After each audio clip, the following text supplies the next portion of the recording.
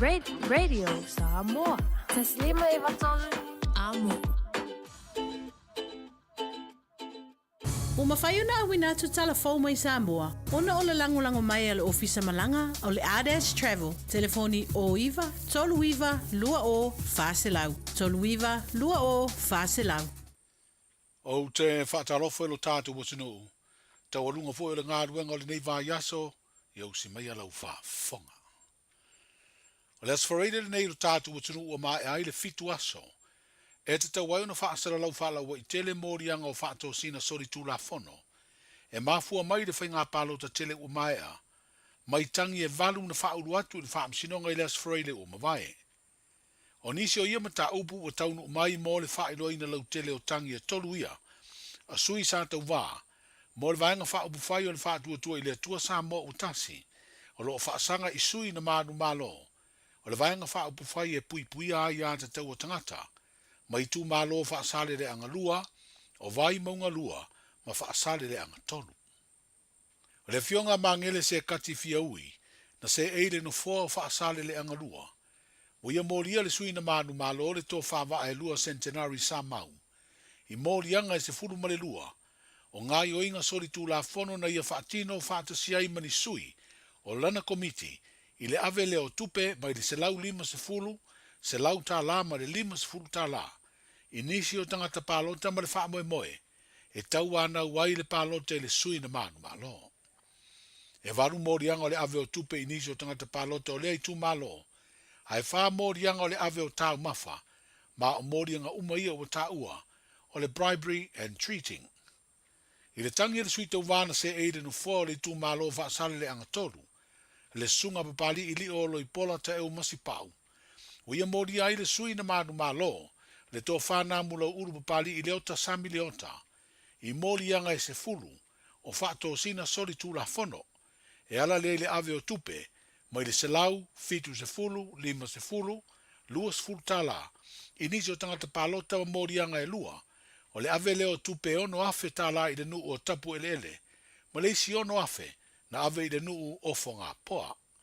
I le tangi mai le tu malo le vai maunga lua, wa moria i le sui na tau wā, le fionga tama le tā Tai Meng Jensen, le sui na toe whiriwhiria le nufua le tu malo, le tō whāle na tai Victor whaafo i tama pua, I morianga o le ave o tupe mai le whase lau tāla i le whase fulu tāla. Ma le wha moe moe whaato sina i e tangata e palota i le sui na manu malo. Wa moria fo i e tama le tā le sui whaipule o toe whiriwhiri o vai maunga lua. I le ave leo se tāne vai se tasi o wha lawi loa. Wha pēr ma le morianga o le wha matau e le sui na manu malo. O nisi tangata palota ma fola fola i ai. Ni wha salanga pe a le palotatu i a te ia. O lo talia le tu ina mai o whaamtalanga u ili o morianga o tangi e wha. A sui le vanga wha upufai e pui pui ai a te tau o tangata o lo mori ai sui.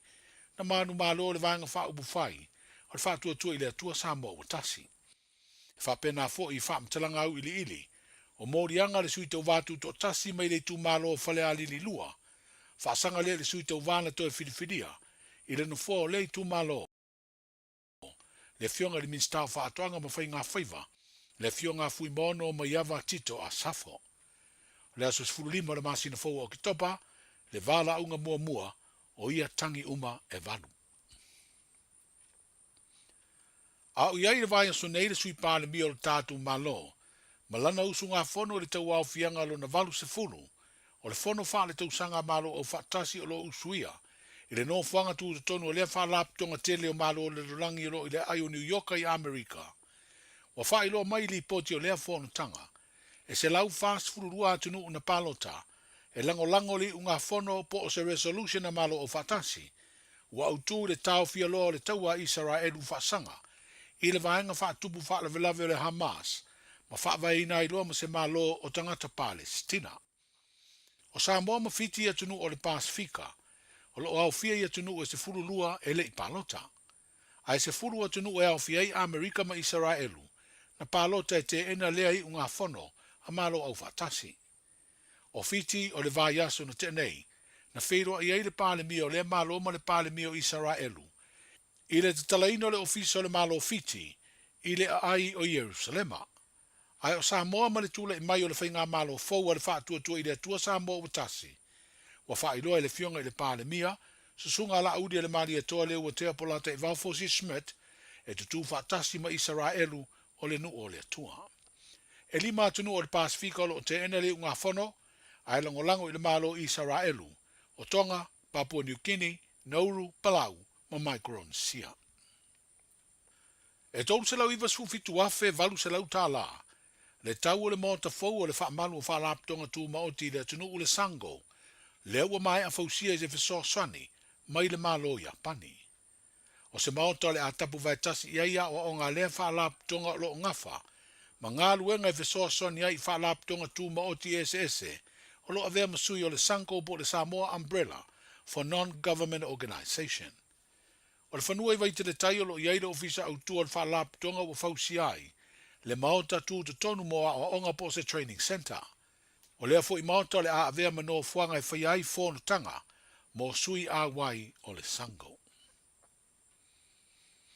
O lea o whai loa nei le ofisa o le malo Amerika ia pia, le amatari o le ngā ruenga whasoa swani lea malo o le fausia leo ni whale ui fau, ma wha le lea nisi o vaenga o le whale aonga tūlanga lua, o le fio anga o mangiangi. O nisi o fita o lea malo I eito mai le fausia o whale, o le a whaia le ngā ruenga. O le whasoa swani le nei wata ua o le Pacific Partnership, a lea malo wa awala mai ei le ngā ruenga le lei, e toe whaale le iai le tu le soifua malo lo ina o whanau o mangiangi, o lo o ina le lato wa onga tūlanga lua. O whaalia le fita lieutenant ia Jeffrey Moore, I se pepa o whaamtalanga, o le lato au unanga I le whaale lei o whale ui maisi vaenga o le whale a onga, o se au unanga tā ua e siti ai le ola malolo ina le lei o whanau. Na awai le sui o le malo Amerika e whaamautu I Samoa, whapele sui whaatunu City, o le mtanga luenga o a onga maanga nuu, I le amtalia o lea ngā luenga whesoa swani. E leo whaingo fia I whaia o ngā ulu ma le teitai malanga o le tātu au luka pia le manu Samoa. Tā penanga mo le tā longa le whaingo le vai o sunei, leo le ato e whero I ai ma le au Malosia Chile, e sa idi lava so tātu wa noa pe sao atu I le ipo le rolangi le tausanga e lua o lua fitu. O whairoa le teitai malanga I se whelo inga I le stofi Samoa, le sunga ya sua heze di Yeremia, e to se furu tama na whiriwhiria mo le tātu au le tāmilu sanga ua mai o le ipo le Pasifika, o whapenao na lātou tu ua le mafutanga, o nisi ua whaamanu alia, o isi ua toe fo I a lātou kalapula kapi, o lo tā alo ai, a o isi o mafua anga lema alofia, o tu ua ai le tātou au. O le tae ole sa momo nei le tā longa lana lua ma Chile, ma te tau na tātou manu malo ai mo se avanoa, e anga va ai le isi ipo le langi. O le tūlanga mtau ki o le tā longa muna muli lea, o le au e malo, e mauti noa le au lina o le asa fia tu I le qualifier lea. Ia ona o le tutusa o le tā longa le vasa o le se mvai atu. Te le nisi na sidi mai po le ale whainga sa whai ai pe whai I po nesi te leo sikoa ma vai whapana lea. O le whainga reportages ia mo qualifier mo le I po lalang. E lua ia mo le vaenga lea mo tātou ma Chile. Ia awa Amerika I saute. E lua ia ta alonga. O le awa ala mai ane ta alonga na e lua. E tele ai. Tu sape malo le si au le si vai aso. Malo le si au le si vai aso. Ia e fai ile au e pito I tele ai. To ese fatasi tu fatasi. O le au na man malo aggregate finger points. Ia so le lau fa finger fie ile ma fa table nei. Le tu salta longa mua. Ia lona winga. O le au ala e man malo ta longa lea. Ia le au na la sa fie petasi le ai. Al metaulia. Ia le au sili ai lona winga o le au man malo. Ia o sina talo to le nai ta penanga la sana nafi ia na fatu ata no mai tanto au Chile na o ese mayuta ia malanga I LA o I fai Peru ia ta mino milo yama o fatu o meleti ia fatu ata no mai lisi vai ngole au ana nei ona tulanga o visa ia ma senga taf malanga ingal mai temil nei ia mai si tu no e Amerika I saute ia pe ona ia Chile nei a tai aula le fai kuleninga ia fa umai nei Santiago le lo mato ia Santiago nei ia a tai aula ona malanga i se tu le tanto au lo tu la ya lo pasi le si ai e tu API mo le po ya fa captain's run lisiaso ya ta aro lisiaso o inao e fa il talonga ya le koleni ima fa to a ile o ile no fanga le fa talonga e pe si sila tu fa talanga mai le atu no Chile ya bela to la tele tu o America e Sauti ya eto luas fulma le luafi ya tangata le anga ya tu sold out ya le talonga le stadium ya tapu ai on matua na o Chile le Sofia tu li por la lang ya le tu mama ina foi il tanto au ya me la fai lo to foi po il tanto captain le ai al captain mai la matanga le ipol Pacific al PNC Fioto McFarlane ya na wa famu aliam ang tanga ia tuingi lani lang kalapu e fatino yang tung fitinga ya so mai kola la toa le futu va isia tu lang kalapu falani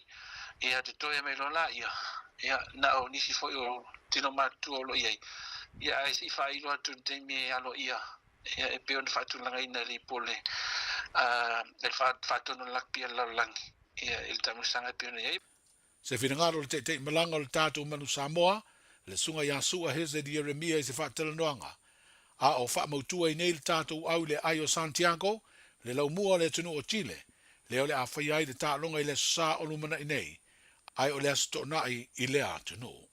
Ia, manuia le whai unga o le vāi aso, tātou whiro i fo i le vāi aso fau, mo le wha ua wino le nei tautua, ai mo le nei teimi, Talo fa Samoa, fa manu ya tu fe au mga luenga na yaso, awadi ngalo, mau pele ki o lau leitio, ile Radio Samoa, tasilima i vatolu amo. Hey, hey, oh!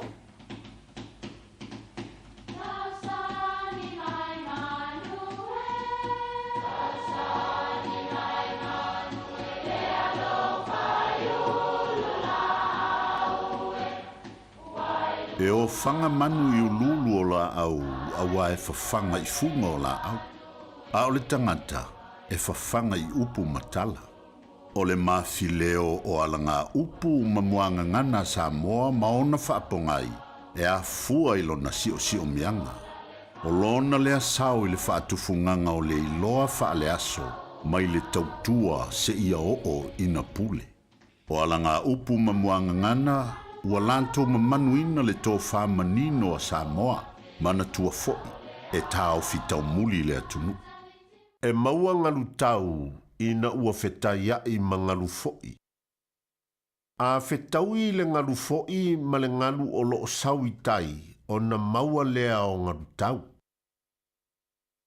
E whaatatau i tūlanga o leo langa, a whetau i mālosi e lua, o na maua lea o le māseinga. O upu e whauwhautua ina ia awane i whaafetawia malosi. Pe whaatau tā leisi i leisi. Awa e tutupu ai māseinga e pei lava o le moanga ngana. A whetaui sila ua e mole wila. E maua ngaru tau ina ua whetaia i mangaru foi. Ia manuia lau whasau. Tasilima i vatolu amo. Radio Samoa. Makarau! Makarau! Langa!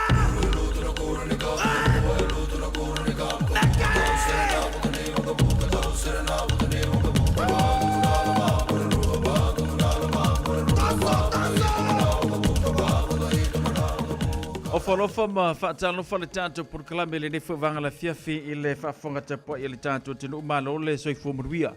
Malofo le taua ta i whia amngaruenga pe ona iei tātou le ne whaivayaso i le lofa miranga le leio le atu o tu taula le tele o whia amngaruenga sa whiagai ma tātou. Ia mai lava i le aso ngafua se i pa i mai le ne vaenga le aso whareile i lona luas furuma leono aso September lua olo lima leo tātou iai. Ia ma le tātou proklame whaanga solo mai se o le tautua whaua pia le Radio Samoa se furulima iwa tolu amo i le nei a fiafi. O le toi whaasalawina na wa tātou tala. Mai Samoa le ngata fuilea ia o le tawulunga i fui o le nei vai aso ia i le tautua le tofa utanga vai a tipia utanga vai le tufa tasia o a tātou tala wala wa fo i le whaafonga ta pa i le tātou tinu i so se tafa o le nei ke lope lo whapenana e whaafonga mai ai ia mau atua i le tātou tautua i le nei fuwanga o le a fiafi. Ia, wangala nana tupu newa ia so ai tupulunga. Ia, i se wainga le tālonga le tātou manu Samoa le ra ato i tā alo i male aua tile. E su e so na vanoa i le ipo le lalolani i le la so. Ia, pēla le tūlanga nao le ia le tālonga alo ma tama whana mantua. E taluona whai tālonga le tātou manu Samoa e le i so na manu malo. Ia, ale tālonga le na umatua na nei matile le tutusa. Le la le atu e whaile tālonga. O ai lava o le a malo. O le ana o le a saufanga atu le ipo le lalolangi. I le lua o lua fitu.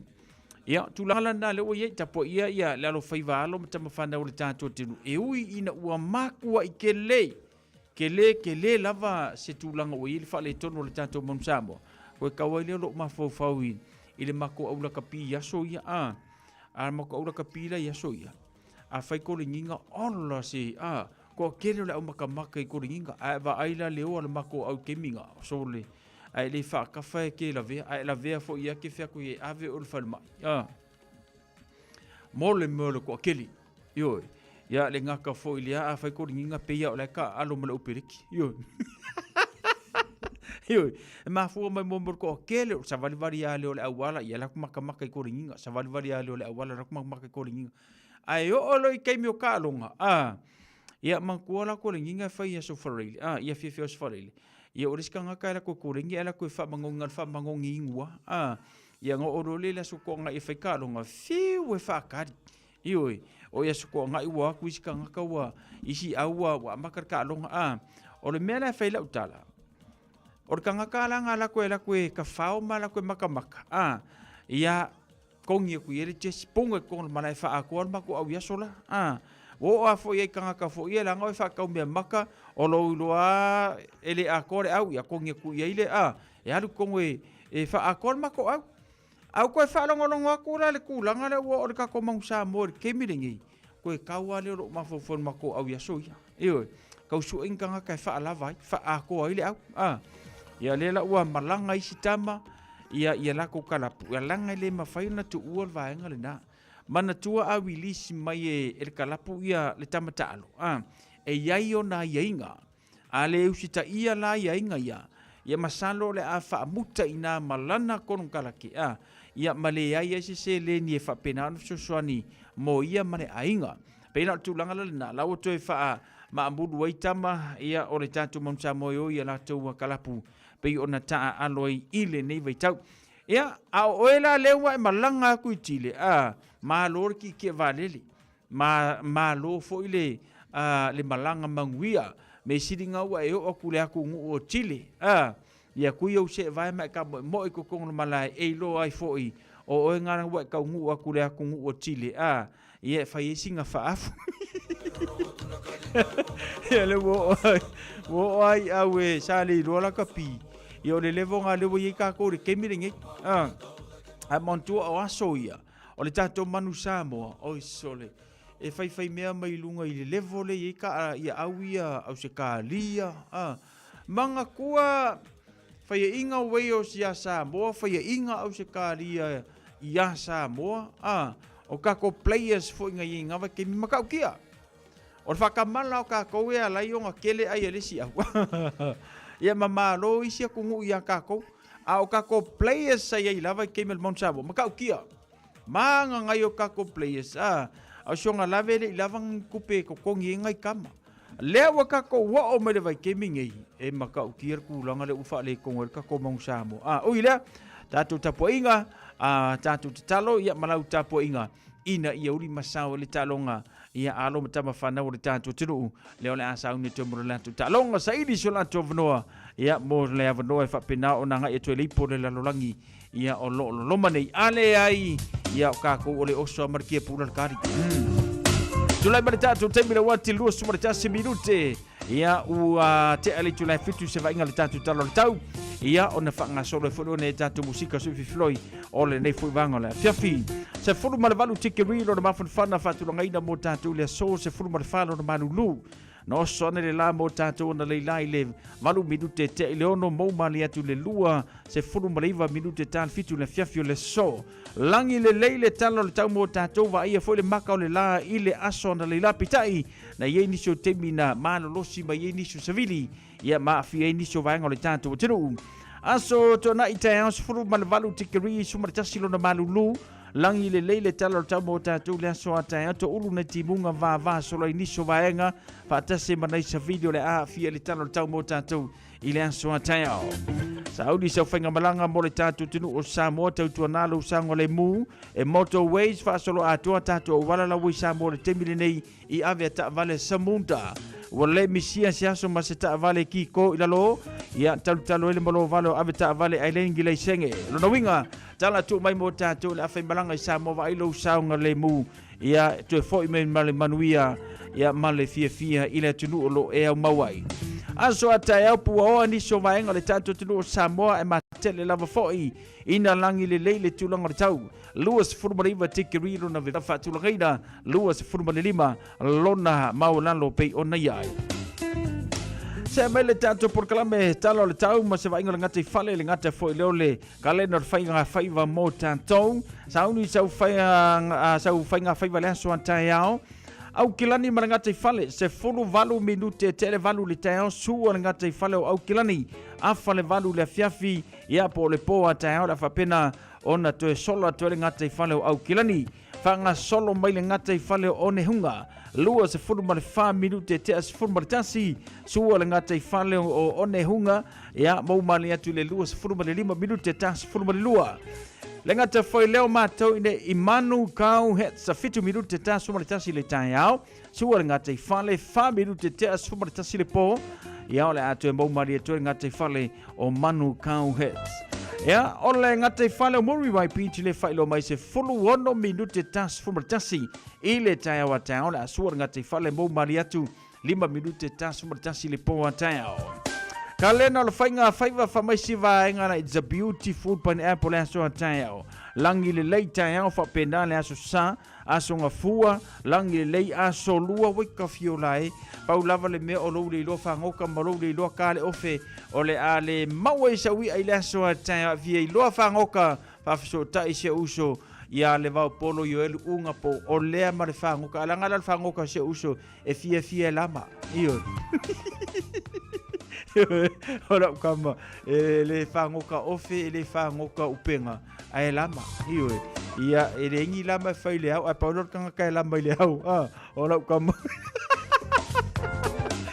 Lusu mal 5 minuto tal fitu tala na le tau manga te falo le tato tenu ka le no whainga whaiva ripotia mai ofisa vai tau iau kilani. O le manu lula wa i tatou i New Zealand, o le maua vo le lua se lau tala i le se ia le Digicel, e vave aina mawhanawhana i o e Samoa. E se fulu whailonga ta i lua se lau tala e anga waa i tatou i New Zealand ma Australia, pe halafo se top up luas fulu 5 tala pe siliatu, e whaunga ai le ClickX. E te anga waa fo i le se i pe a whaunga le ClickX e lafo ai lau seleni i le MyCash a le Digicel i Samoa. O le awhaiele se i Australia te tasi, ma o le ni whabitoa e amante le aso whao o kuso, ai mai e le aso luas fulu male ono se tema, e ia inga o le ni whabitoa, seki a Digicel.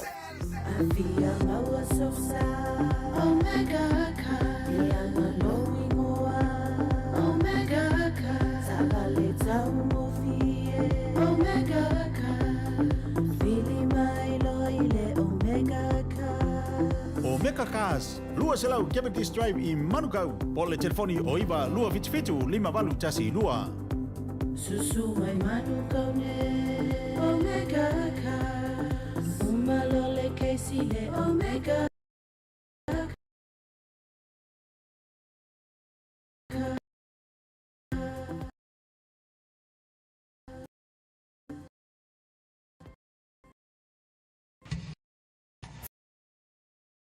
Whaauta, o le whānau, o le tofi lea mai a te ia. Nau o le lotu a tamaiti, lafo mai i le radio /White Sunday. O le video e tele ana reactions i TikTok a le Radio Samoa o le amanu malo i se whaai longa whaapitoa. Ua lava ale tau loto ma le pese. Ke awane I ova atu ma le 3 minute. Tapunia video I le aso iwa o ke topa. Tapunia palota I le aso se fulu o ke topa. I le se fulu I le tae au. Afa le se fulu lua o le a. Fai ai le lau ngā tongi. A mata lafo mai lau video. Lua se fulu lua o se tema. Lua afe. Matu ai o le tala le na. Te pena mai lau whanau mo le tātou tauwanga. A wale la tau aso fia. Monisi whamtalanga, whafsota I mai le ofisa le Radio Samoa, lua ono lua, tasi 5 Ia mania o tau mātua, whapea au auna e tua, ai ona mātua e whanau soifua. Beta Drive Doctors, I le taulanga whaatau I mangele, whapea manrua. Mo le vaenga o so ngase pe amana o mia. E whaatino e fo I matupui pui o le whanau witi, o tupui pui la COVID is fluiva, mo I lātou is fuluan tausanga malunga atu. Whapea matupui pui o le flu. Wala au telefoni, 255-25 mo so wano e whaatino ai nei au nanga. O fisa fo mai I mangele, I taftafane o le McDonald. Amanrewa, I taftafane o le Whaletusi po le Public Library.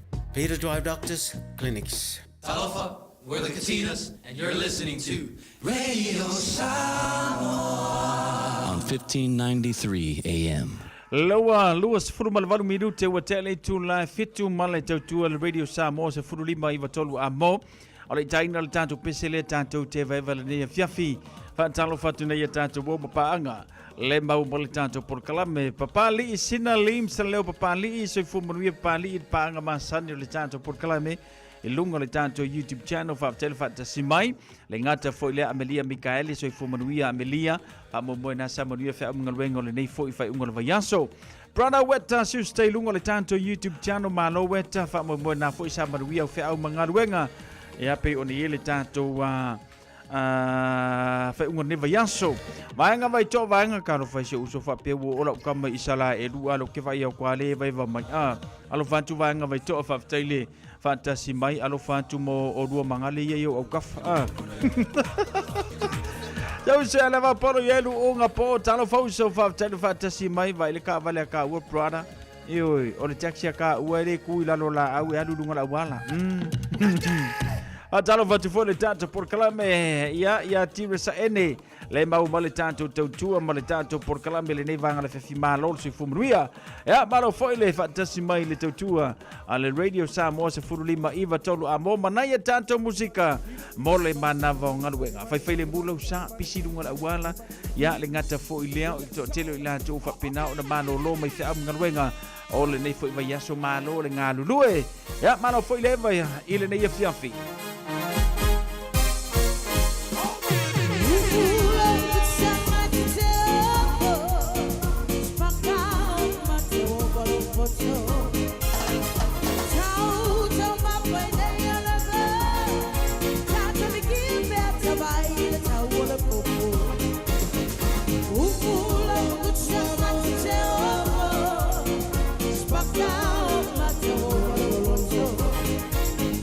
Tau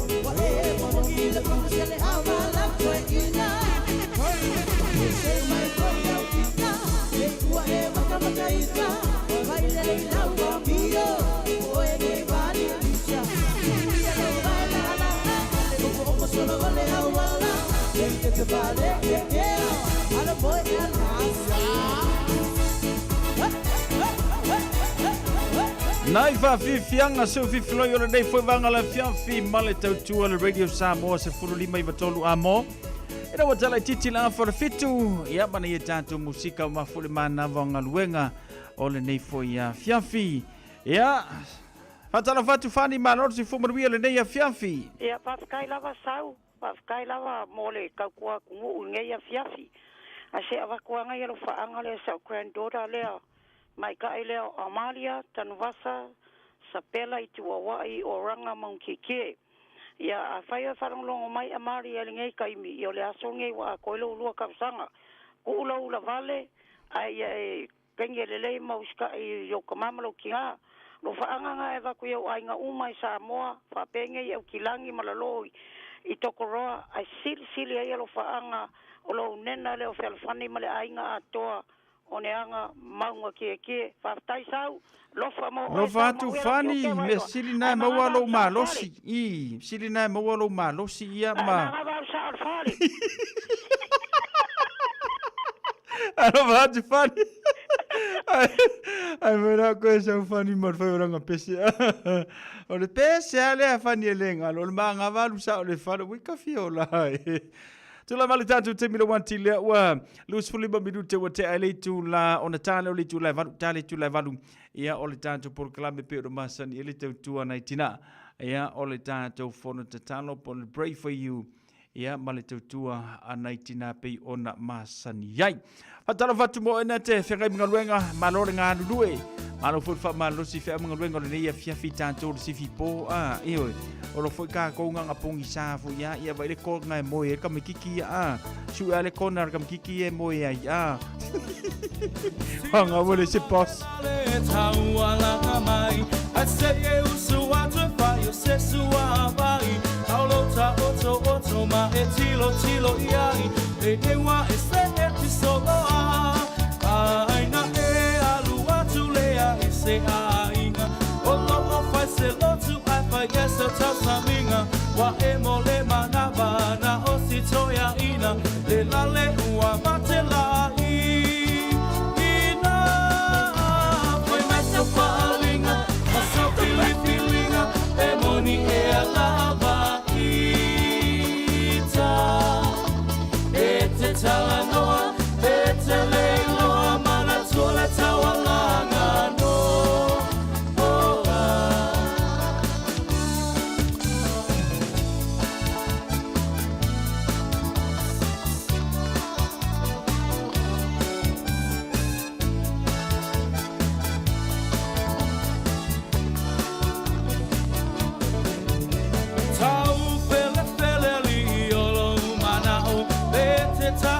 E te fia o aku Wa e whama walunga Le poto wa e mawa Le ai maso wha au tau Tāua awea Oe ma filio le whai whe au O whai ma whai a o ngā wami O ngā le tatau Wa pule o le au moe Ma lofie ka upoe Ai ino sia ai lava o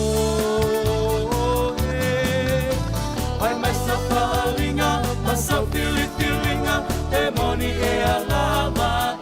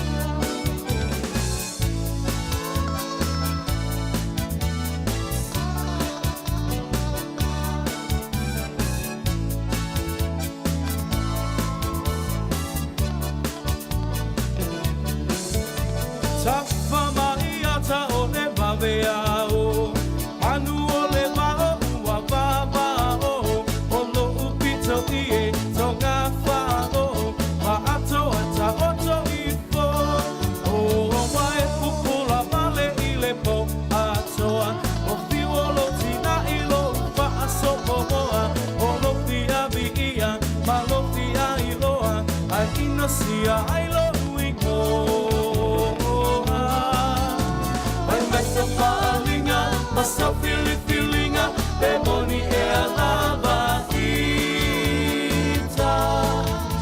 Pe te tala noa, pe te leiloa, mana tole tawalanga no.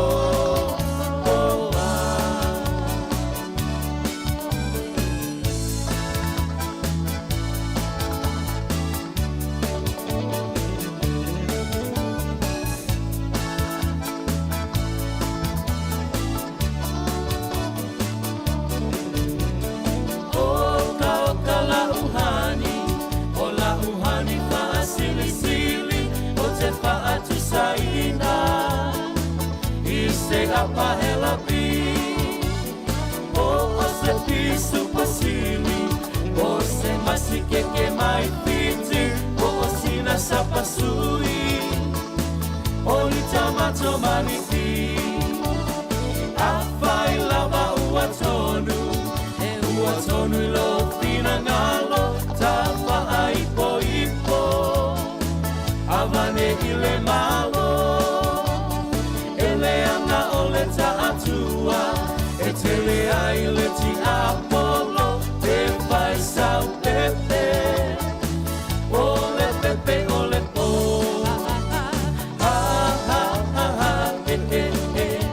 sau ia la ia malolo ta tele fia mai atatape se yo pese atu ile ea se yo pese atu ile ea.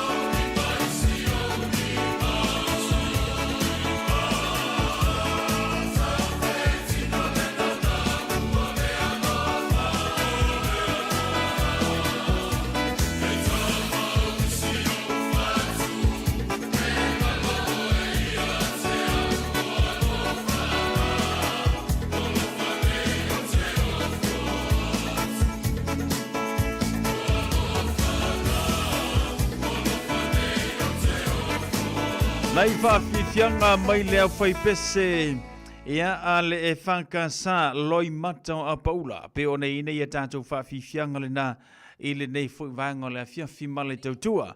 Ale Radio Samoa se fulu lima i vatolu a mo se fulu whamiruta na tā leo le valu. Ia, tā le valu o na whaatasi mai leo nei tina wale tātou porkalame pe o na masani o le tatalo mo oi. Whaatalo whatua Melia Mikaele tupa i matuna whautua li i tala taina malo le soi fumuruia. Ia whaataile whaatasi mai le nefuivanga ole a fiafi male tātou porkalame. Ia, le ngata fo i leo niso i lātou maoma le tātou porkalame male tautua. I le nefuivanga le a fiafi malo leva, malo le onu sai. Ia, malo fo ni ngāru lua i whia mga luengo le neva yaso. Ia, me se i lātou sa ngafa mana i tā whanau awa lātou tuwanga ongo sai koe kasi le vai yaso. Ia, ongo sai ke i roa ngā ua a masau i ngalo koko mawarunga ia ngā fo o masau i ngalo suka ai ongo sai kako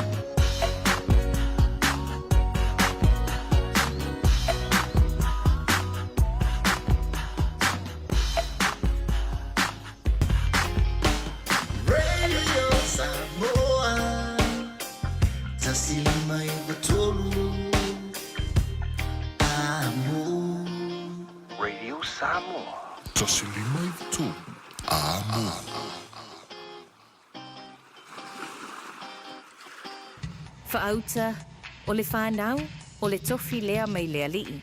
We ua whanau mai, o le taui lea mai a teia.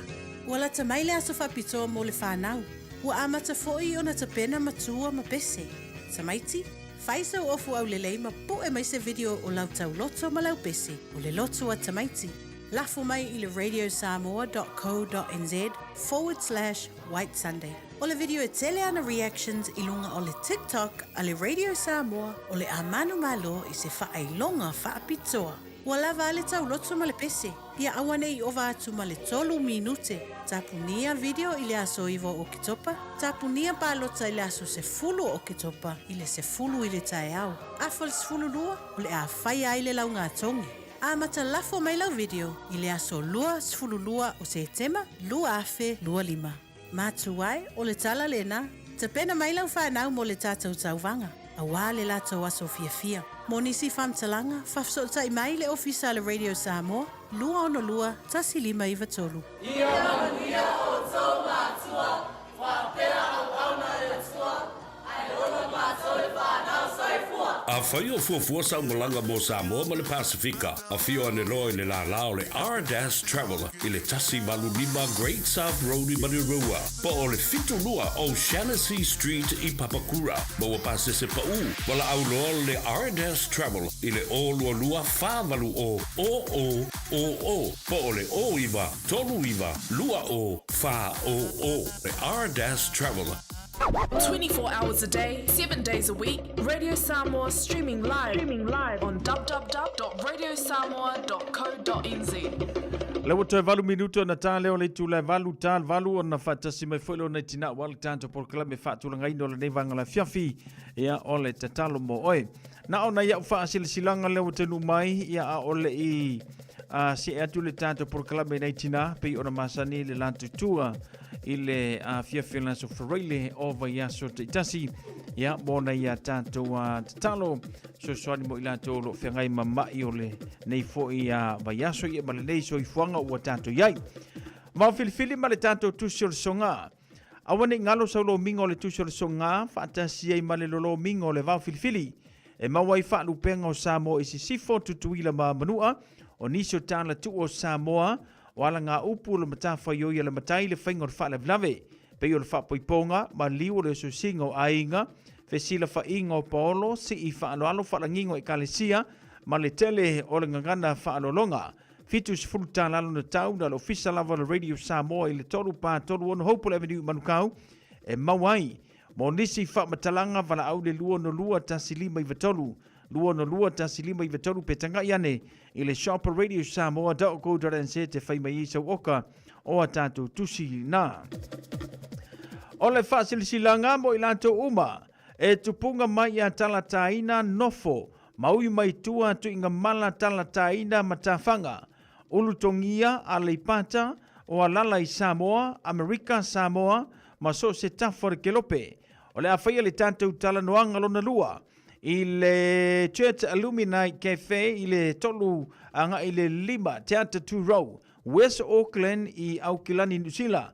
Aso lua sfurumaliva November lua o 5, aso to na i le taun sfurumali lua i le Awauli. Mātou te vala au wantu i le awa ma le whaanoano, i le paia ma le mamalu o tau tūlanga whaalupe. A fia mai matala mai a au, o lou le awai mai o le ale whaatali ai, fuafuanga le tātou ainga poto poto. Mo se whaafesili whaafsota i mai, ni usila i le olua fitu, whaalua o, tasi 5 lua ono. Olua fitu, whaalua o, tasi 5 lua ono. Au se talia, o whaatolu, lua valu iwa iwa, lua iwa fitu. O whaatolu, lua valu iwa iwa, lua iwa fitu. Sainia talataina valu sia talataina, le ala i salanoa William Palmer, tuinga mala vaalotu talataina, ifo po no sai Palmer, alo sainia le tatu whaasilisilanga lena ile nei fuivanga ole a fiafi. Walata mai le aso whapitoa mo le whanau, wa amata foi ona tapena matua mapese tamaiti. Pu e mai se video o lau tauloto ma lau pese, o le lotu tamaiti, lafo mai lea i le Radio Samoa.co.nz/Ysunday. O le video e tele ana reaction i lungo le tātou TikTok, o le amaua se whailonga. Ua lava a le tauloto ma le pese, ia aua ni ova atu ma le 3 minute. Tāpunia video i le aso ivo o ke topa, tāpunia pālota i le aso se fulu o ke topa, tāle se fulu li tai au, afar se fulu ma le lua, o le awhaiei le tātou launga tongi. Mo nisi whamatalanga whaasotai mai le official Radio Samoa i le o iwa luono lua tasilima iwa tolu. O iwa luono lua tasilima iwa tolu. Ia mai lau pese po lau tau loto mo le tātou tau vangarena o le mātou loto tamaiti ia o ke topa. Le leipe o kaulau vanga le lau mea tau loto le na sen mai. Iwe, e awha pia ngai le whee sau pese po sau mea tau loto. Ai maua lo ua vango. Or kako loku le la kako wanga ku iai. Mafutanga a maile. Whantolo watu lau whaafonga anga Samoa. Au le nei whaasina silanga e whaasino tonu lea. I le mafutanga alo matama whanau. Au ni paolo fo i maringafa e malu waile nei nua maile yale pata. E whamanatu atu le tātou lotu aso to nai. Aso to nai luas fumarfitu masina iwa lua oru lima. I le afor se fulu maritasi i le taiao. No whanga se fulu malefa o Tara Row i St. John Evangelist Catholic Church. Talo sanga tuai maleanganga mawalalo. Le mamalu le tātou mafutanga e awhifio mai. Tātou mafuta whaatasi le nā aso. Whaamole mana tua mai lau whainga taulanga. Mo nisi whaamatalanga whaasota mai le o tasi, lua whaalima, whaono no lua. O tasi, lua whaalima, whaono no lua. Whaaftai o le ofisa maftanga a mai le alo sainia le tātou whaasila silanga lena. Whapitoa mahoa le fruta seta pusa pisupo Pasifika se lau lima Fantala iva. Ke lor mele il fale o lor, leko kongo mangeli. Pe fa pete fie i loa inga, leko kongo mangeli, umarur mele masanginga e laku e sumpa. Ia o ina tonu ale il tanto fale o lor, o lako whapitoa la leo lea e au mai. Fetau ile leia malau ka la ngai lau ako. O le pusa taio, apalaiti. Ia le fai mai e wha iwa ta la, iva sene. Ia o le pusa pipi, ono valu tala iva sene. Ono sfuru valu tala iva sene. O le pusa e leni o le ocean na pesta, tolu ono tala iva sfuru maliva sene. Tolu ono tala iva sfuru maliva sene. Susu mai, i le tātou whale o lole na o le fruit and shed i tutonu o le shopping center a mangele. Tele maleano noa i tātou whaapitoa mo le neva i tau. Mai te iwa e misia lo wa vanoa e te anga ili tātou whalo loa le na ili asua tai au. Fantasinga le whaliu le la aso ngā fua ono o ke topa. E mua na o wha poi li li o la autu manu le pa i o lau wha whangaanga Samoa o le au mamala. O le rei wha sili silanga e wha pito lava. Mo le wha atasinga, wha le masina a le whaliu le la. I le mamalu o mātua uma ua papale le City Seni New Zealand ua lala nei au kilani. O loo tatala fo i le nei fantasinga i aso ngā fua o masina te itasi i so se tua asina sina. Ua lala i le tū malo o Manurewa. O lan tātou fantasinga o loo so o mai o le aso ngā fua. Ono o ke topa lua o lua lima i le Manurewa Sports Centre Malfoy Park. Tasi valus fulu weo Malfoy Road i Manurewa.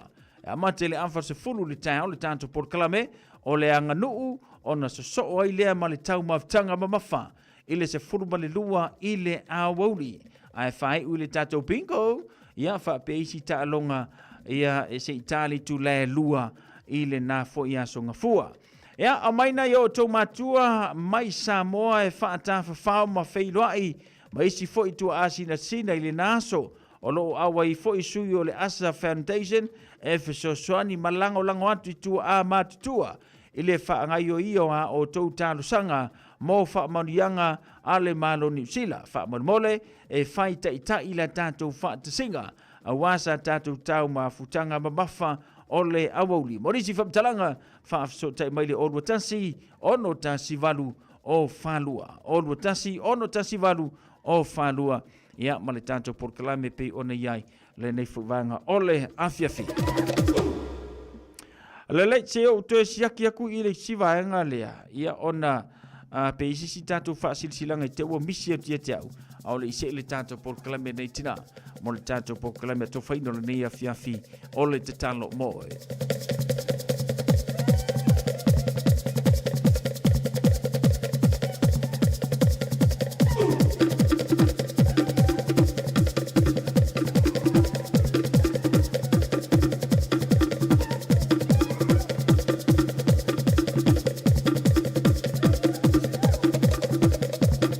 Ia, lele, te lola na o le paula nani e tātou whasil silanga le o taunu mai e tau le nei fwoi vanga le fiafi ia male tautua le Radio Samoa se furulima Eva Tolu Amo.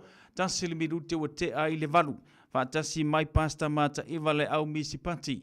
Le ngata fwoi lea ia o le tinaia talo sanga se yuli politiu atoa ma le tātou porkalame. O le tatalo mo oe. O sea vanoa wha aulo tele le neia vanoa. Ia sia ona tātou maua i se isi tautua. Ia awa manatu o le a whaanganga le nei tu lama nei minute tātou te si mai atua i lumo le atua e ala i le tatalo. Te lo e iei le mana i talo sanga. A whapena te whaafafonga mai waru le neiva yaso e mawhatia i ti ngā o lautino. E le ai lama se isi e whapena ona fsoswani atua uma maro se fuala au. Uma le malo se le tuina tui e le fomai, o alu atu mau se le ni tutongi i na fomai, alu atu ma le vai Samoa e whapena o na whaleanga i nisi o tutonga, le aila va se suinga. O le tani la mo tātou, le wa tātou i le nei vaenga o le afiafi. O le tatalo mo oe usimaia whafonga.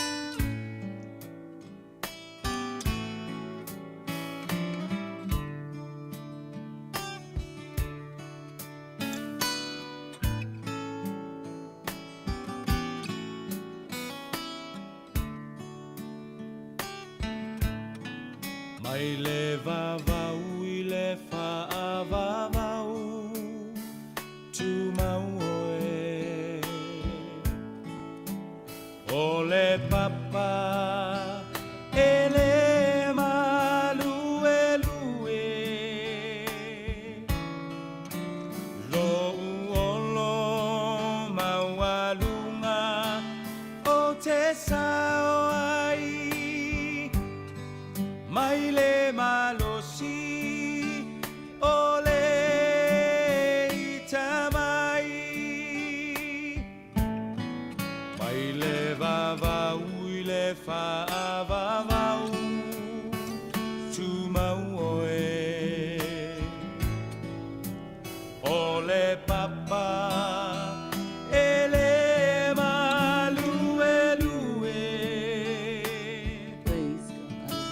lo uolo maualunga o te sao ai mai le malosi o le itamai lo uanganga whamanu ma whawhetai o le atua o le vavau na te umau oe si ia e lo leo malanga elelei oe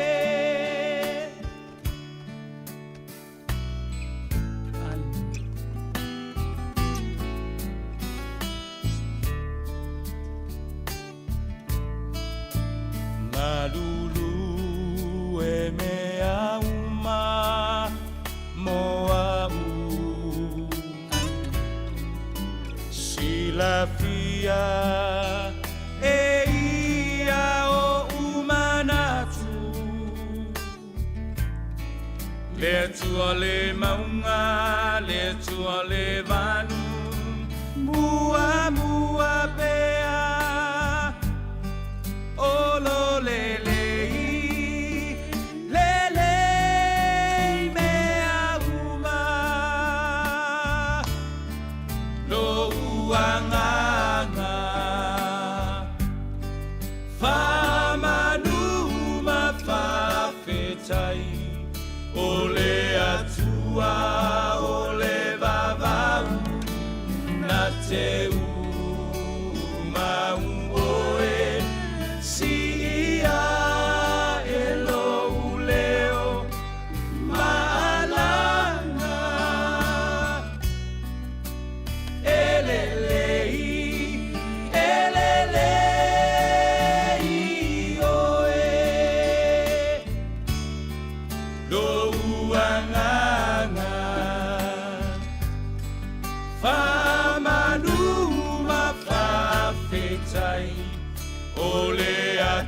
tua o le vavau na te umau oe si ia e lo leo malana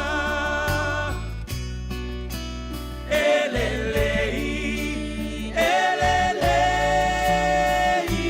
oe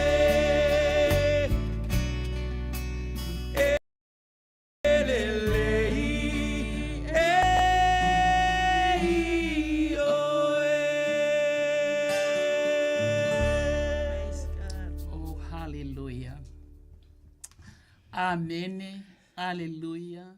Vi ia ma whaane ne eina le suafo Iova.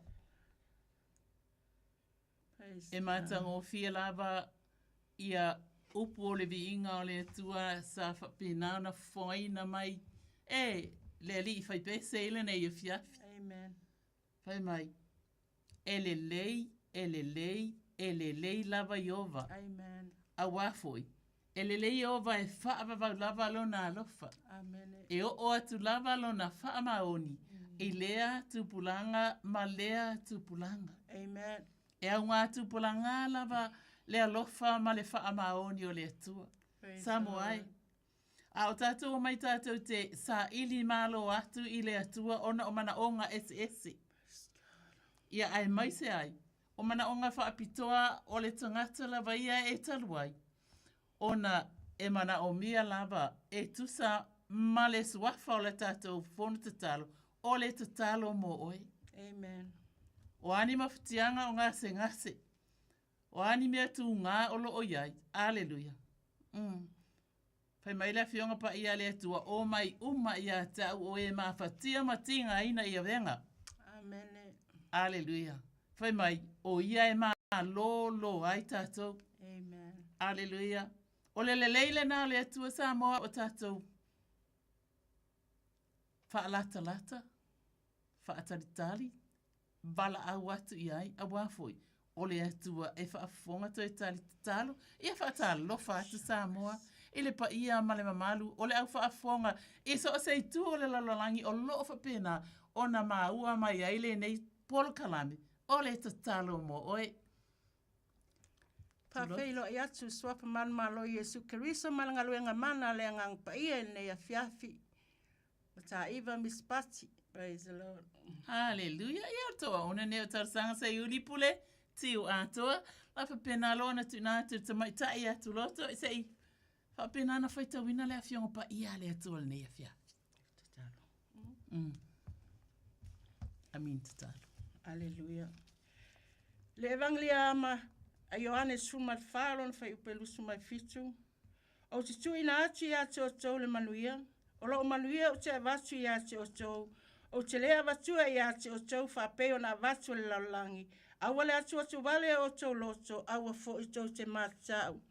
Le atua i whava uelo mātau ta māwhalangi. O le walo whamai ia te i mātau i le alofa i whavavau. Ma le ua mawhai ona li hua le ato le oti e whai matai au fau. Ma le oli. Ia efso soani mai a te i mātou. Ia mātou whaatatali atu i a te o eile mi ngau. Ma le ngā wai ina ia a velo mātou whaalongolongo i upo le ola e whaavavau. Mai le tusi pa ia o le tupu ai le wha moe. Ma le siti a e ai i mātou. Nai lo mātou pongi sā ma le puapua ngā i le malama ma le file mu o lo wha atasi mai. Wha manuia i lau au auna le aala mai ai lo fina ngalo i le neia fiafi le suafa Yesu. Amen. Glory to God. O te mana o se e toi whapenana toi whaitau ifo i runga le upo le atua. Se toi whaafonga ma i ai. Ia manino a tili mai le whaafonga anga Samoa. I so se atunu. Hallelujah, Lord.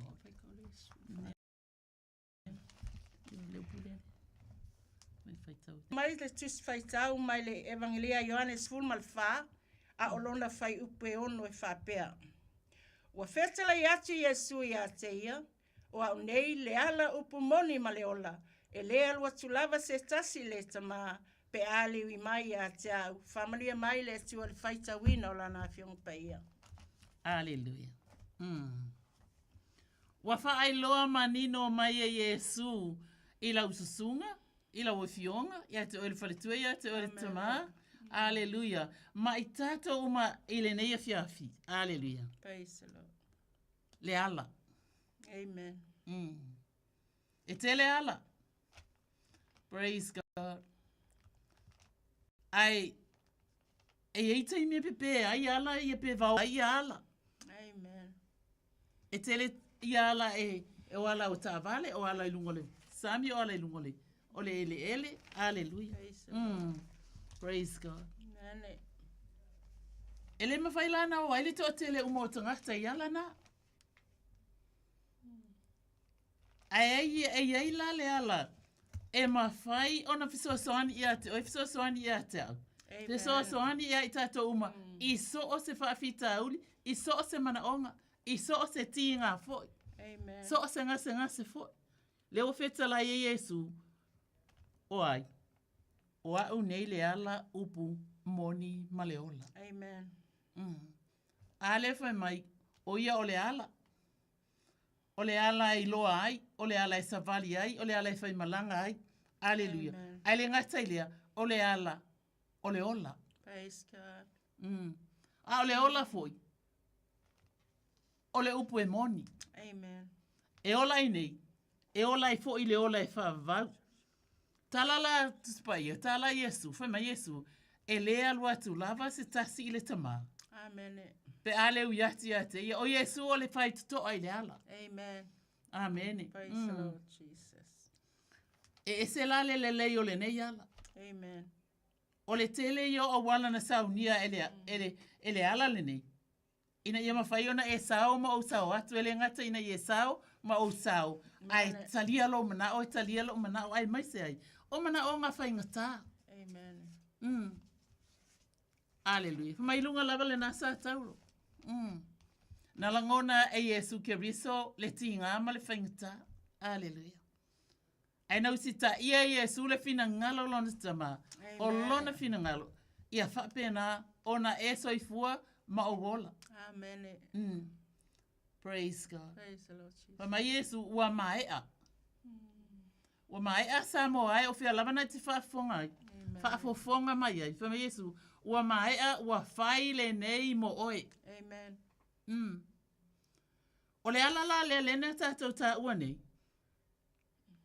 O se ala e tawhitoto ala o le alofa. Amen. Le toto pa ia Yesu ke riso.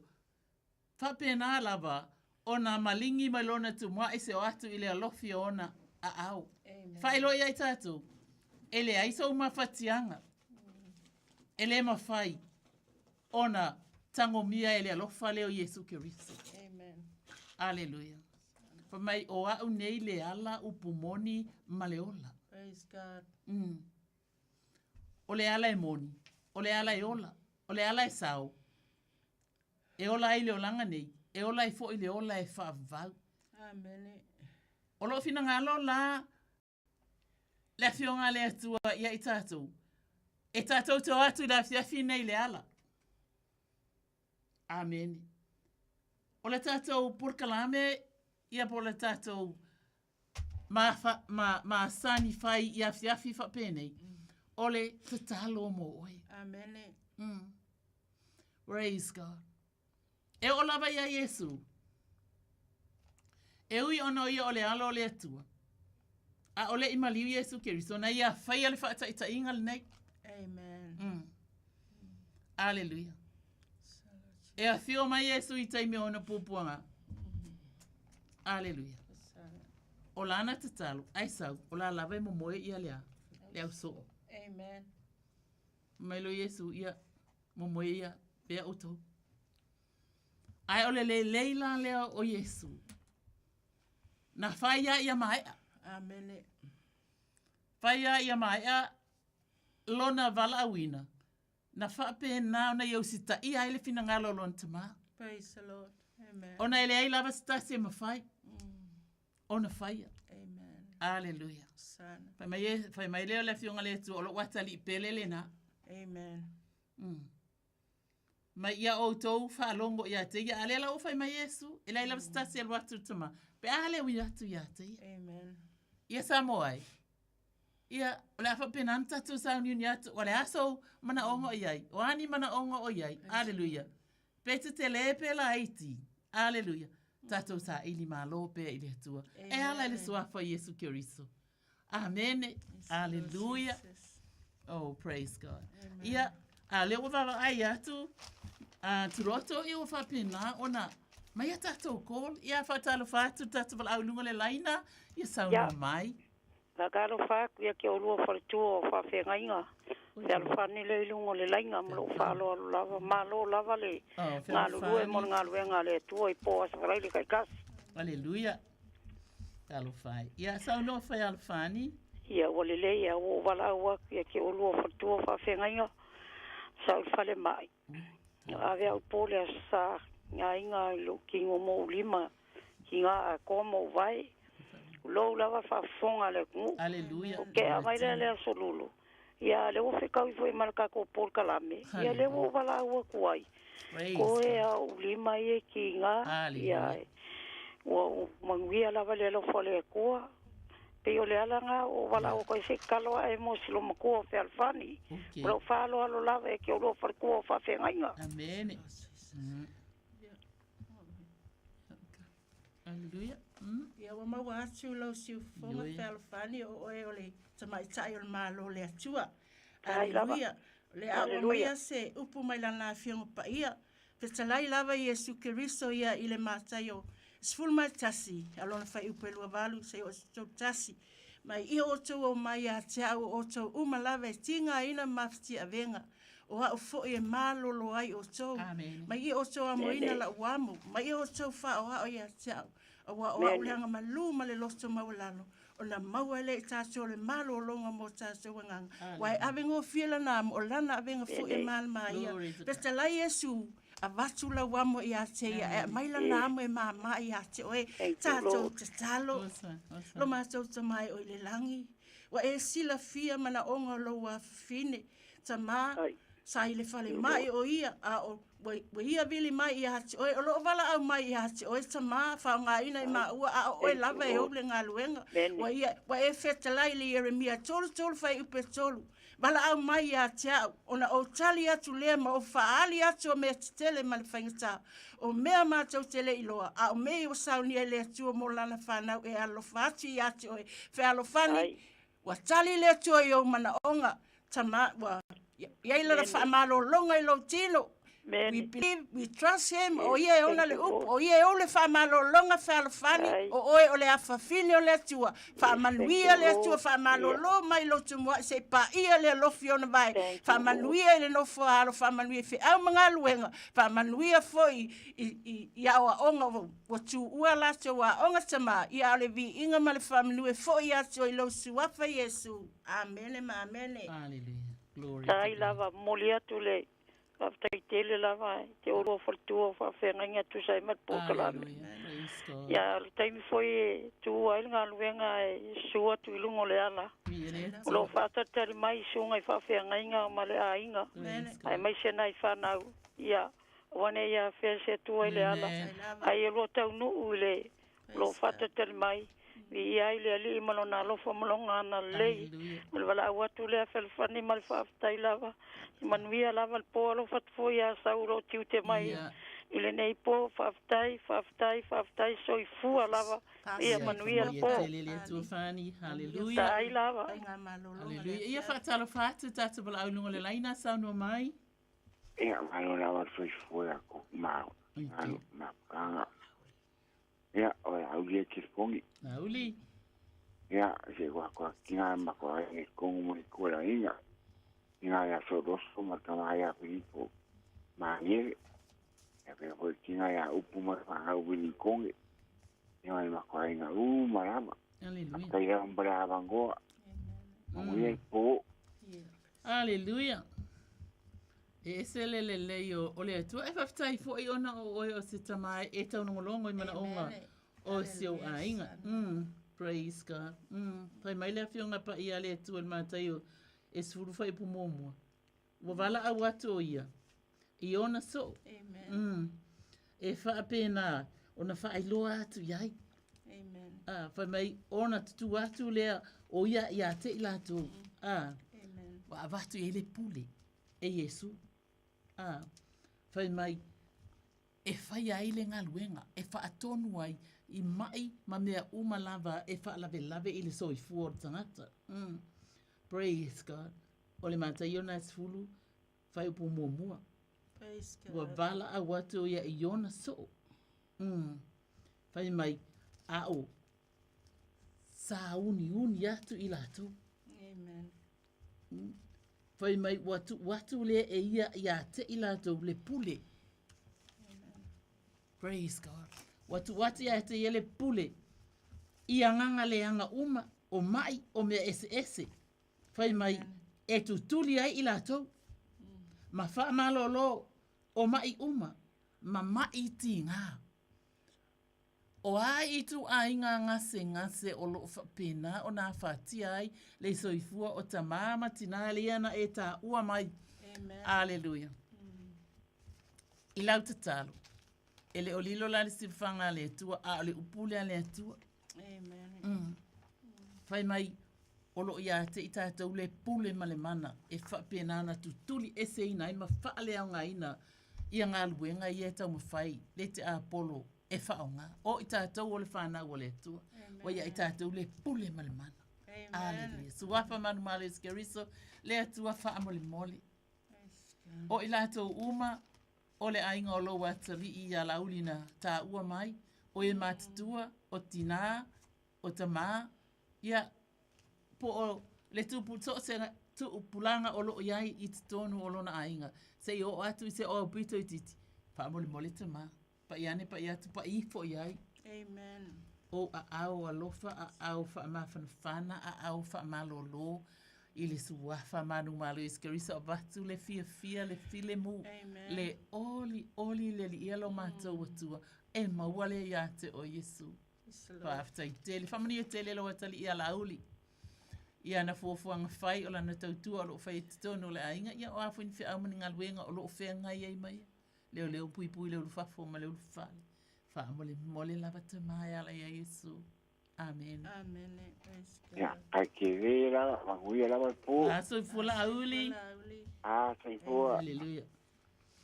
Fatal fatu tatu fala ulunga le laina. Sa no mai. Ta lopa. Oi. Ulungia. Hallelujah. Ia, pitai mole avanoa. Ulungia. Ia tulava mana mia lava le top so ani mai talo nei tama mai se si apa now. Amen. Muri anga epi masalam.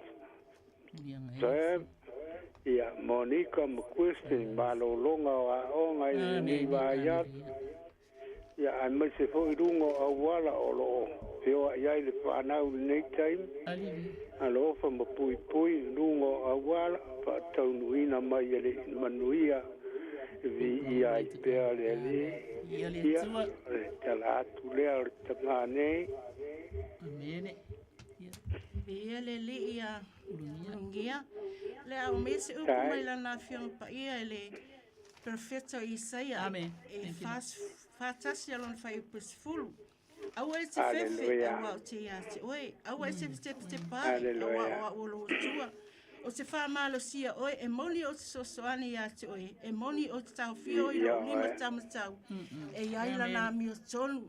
Aleluia, le feta laile ngango le atua mo waisa mama ia oe se fefe, a oe se te pai. E le o tu ula fo ina oe le atua, e wina, to e sea le tina ia ai, o loo iai a ao le atua ia te oe, o feta lai fo Iesu ia, pai mai, na te le tu oe tātou o mātua oti, ia tātou te talo, lo mātou tamai o le langi, mātou te soti atu ulungia, e fia mana o mea e ia le wha malolonga o e whetalai o wha lava e malolo ai o ia o a mea umo wha longo ina i lona tino. Mātou te tuina ati ati o e o le wha malolonga o e o le mana si te atu ai fo i le whanau ia muli anga epi masala e le ngata fo i le o monita mana i ona tuanga le whanau uma Ma ua te talo ia lau whaamalolonga ia te i la tau. Whamanuia fi au mga luenga. Whamanuia fo ia o onga o lo o whapenau na malolo i le nei vai tai. Ia o le vi inga i fo ia te o te mai lau suwapa Yesu. Amen, amen. Praise God. Pa malo pa tai ia o tau whaletua. Pangia e le tua le nei po. Thank you, A Lord. po le taimi o le atu wa ma le fua. Ia pa lao e le tua runga o awala. Ia o le talatu le ale toina. Manuia tele po. Manuia le Ia po. soifua ia. Soifua. Soifua. Aleluia. Aleluia. Ia malo leon sai. Ia. Akalo pa ku malanga nga falo. Ya ke ulo for kuwa. Aleluia. Praise God. Wo wala wa ku mga umia se kalo mo ma wa. Ya. Ku nga ku fa nga u si wa ka di fo le o li wo ku so wa ku ka ko fon ka. Ya mo ngia wa. Wa ye suru kingo. Pula lo fa wa. Fa so so manguia kwa ma isa fe nga mai. Aleluia. A pe fo ki nga a inga ya fa di sa fa ma. Ya le o ke ma ku. Amen. Fa ka ya le lo fo malanga le ko ma le lang. Amen. Ya. Man ko fo ki nga ma ko ya mera. Kai craving. Amen. Riki a komio. Si o anti lo wedding kong lo tro o i por lo fe nga fo ia ma yo tino fa fo.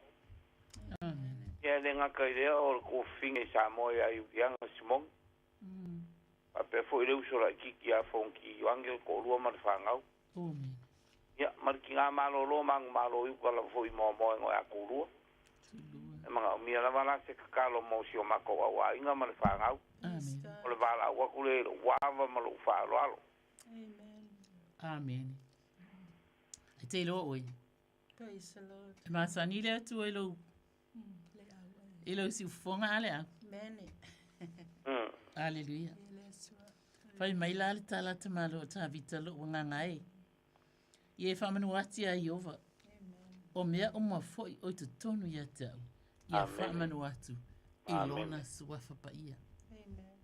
Mea nai te tonu o lo wainga. Osana. Mea ufo ai le atua ia te oe. Ai le ngata i lea. Afetai. Oka se ta mau ainga, olo ainga, i ta mā matina mātua nā e te tā ua mai. Yes. Aleluia. I ia le atu whai maila ia loua ngā ngai. Jesu whawau. Ia whamanu atu ia Iova, aua fo ine i ngalo se mea e tasi o ana mea. Istolo. Amen. Aleluia. O le atua alofa. Le whamatara tuspai aua ne ngalo se mea e tasi. Whai mai, o le whaamalo lo ina. Ai la oi. Mai o le whaamangalo ina ua mi o le anga umalava. O le whaamalo lo ina o umai ato uma. O lono winga le aia se tu ai ngase ngase o pasi. Ai le upole atua le fiafi nei. Amen. Amen. Ia te oe. Ale whai malang tala tuspai lo wanga ngai. Iova aua fo'ine i ngalo se me tasi o au mea alofa. O le whaamangalo ina ua mioleanga umalava. O le whaamalo ina o umai ato uma. Amen. Amen. Aleluia. Whamai o le whaola ina mailo uola. E makau kia mea le whaola mai ailo soifua e le atua.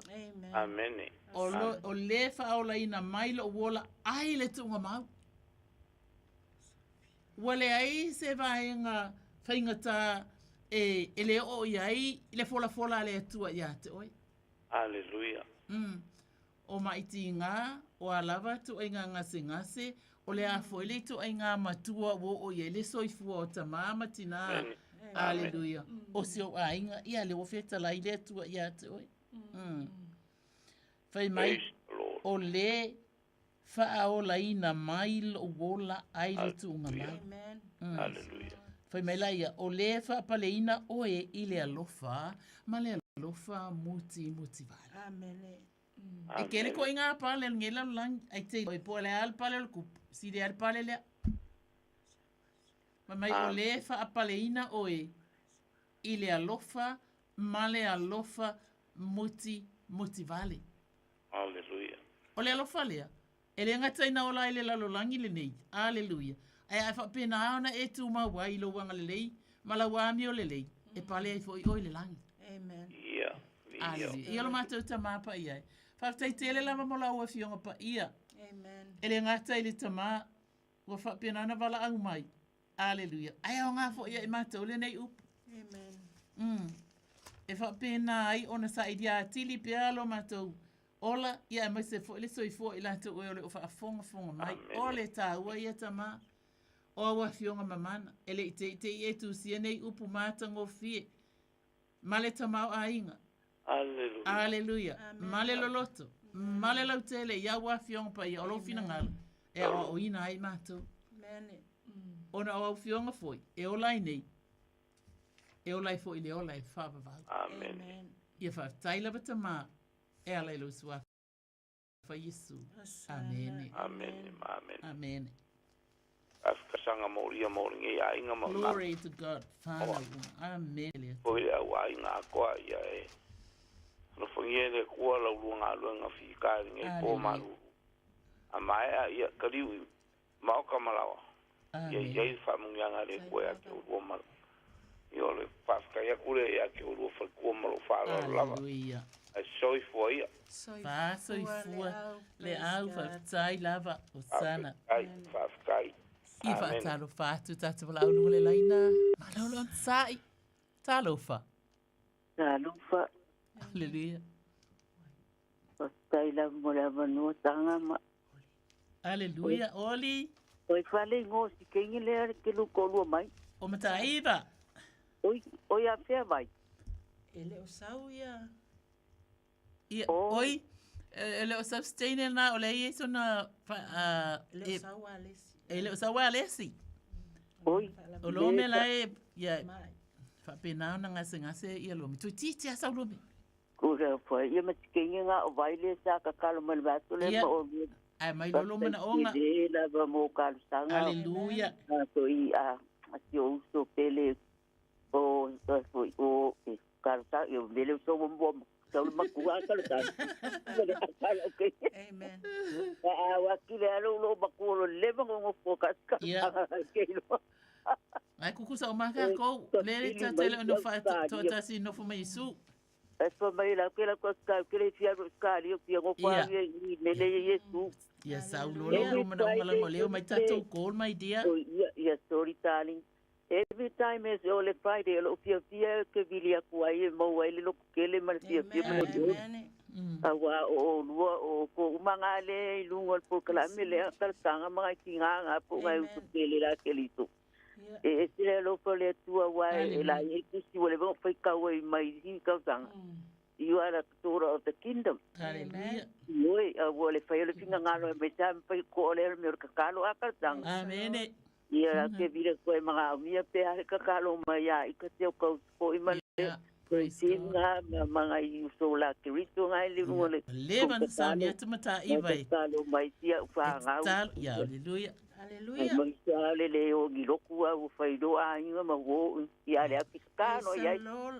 Oli Oliana. Ia fa sai lava. Ma wasu lo mana onga. Ia wa. Sai lava.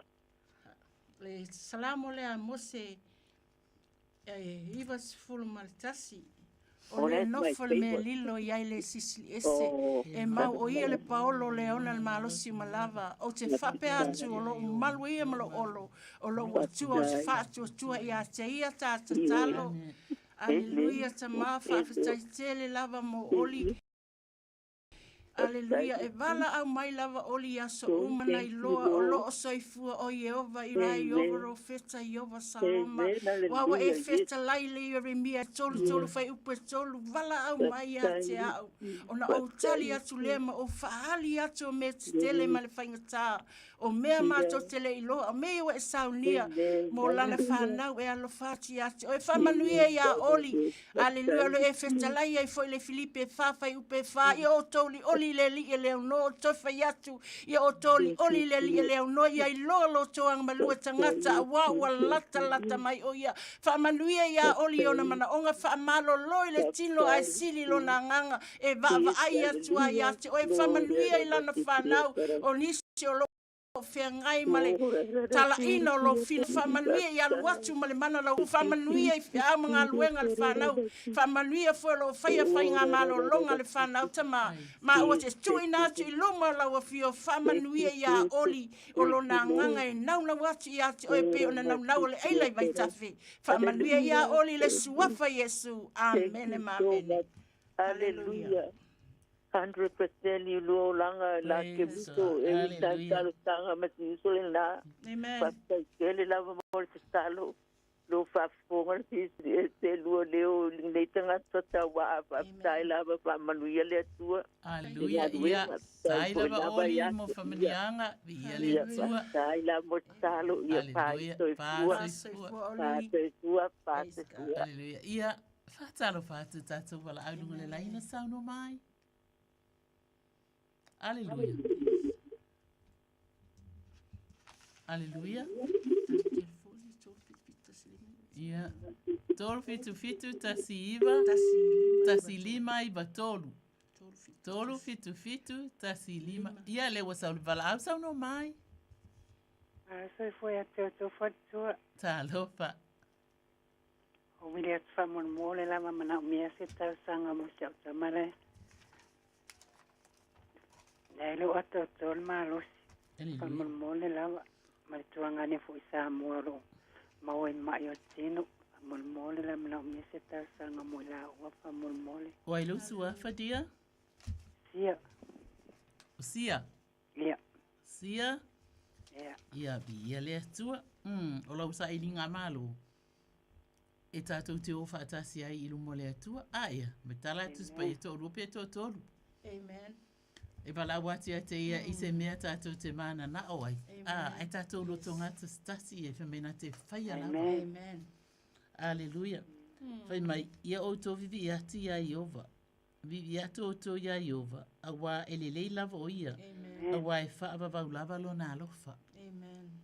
O lo whamanatu natu mai a ele atua i alo nā lofa.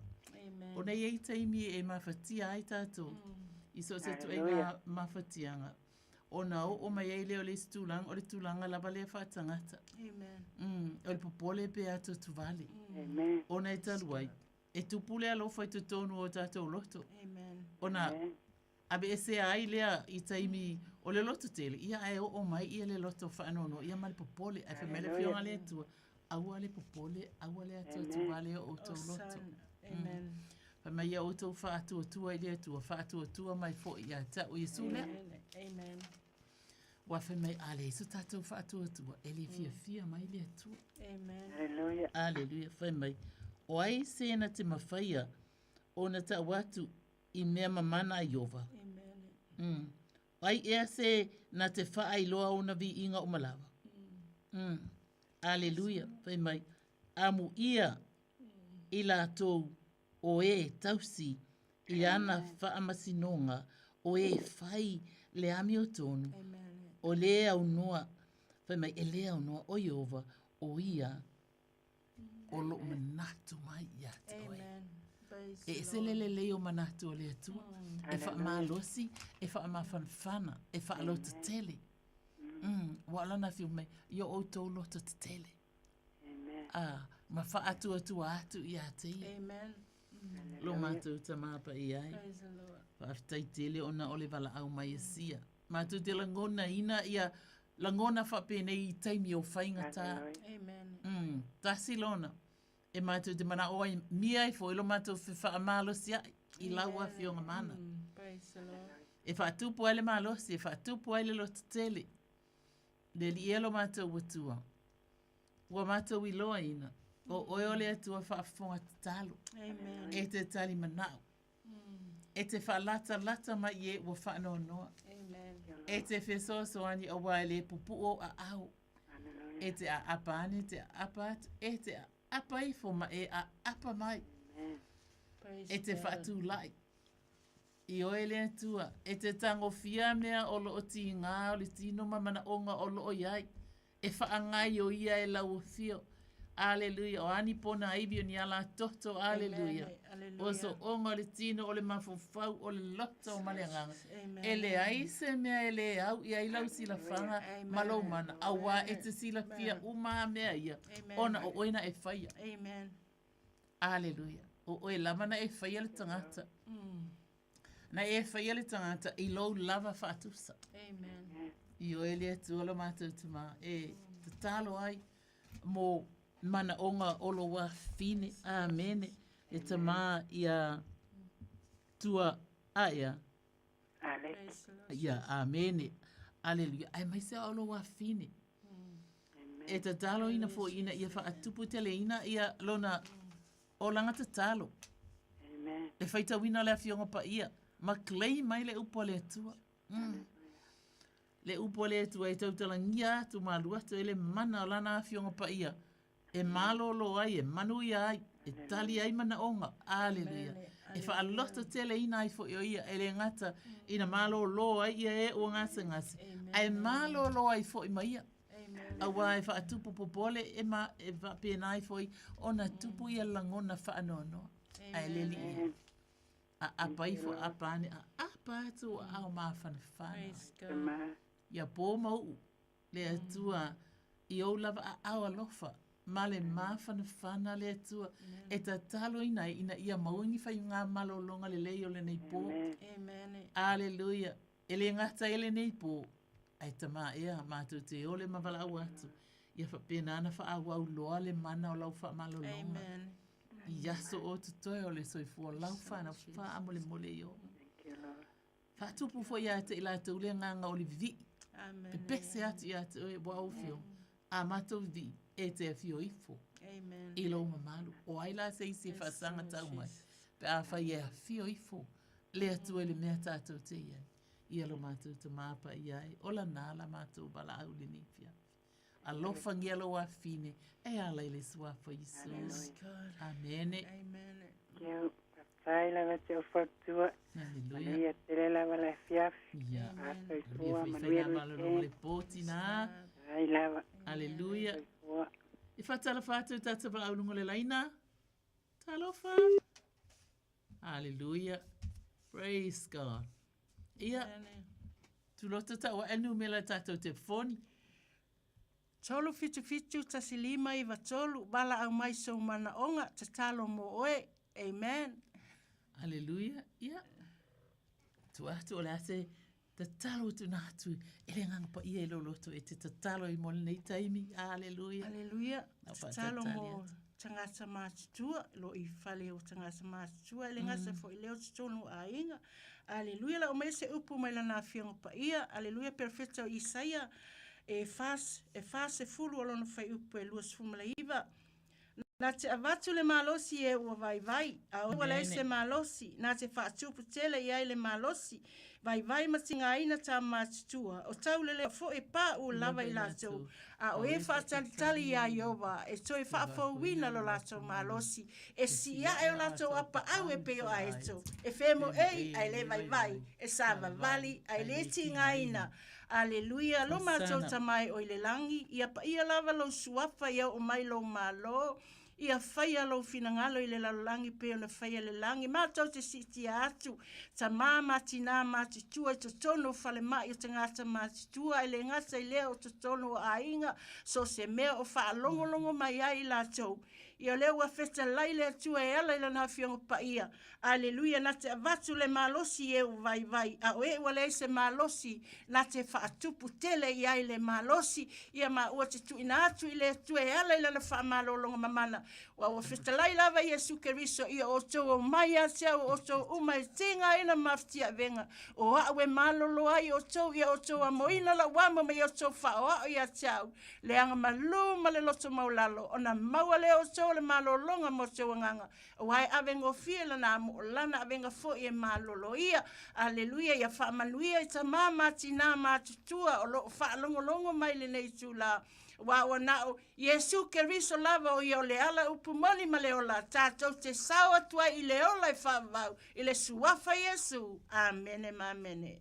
Hallelujah. Ia lava le tua e to laula wifo le tu mela tātou te poni. Hallelujah.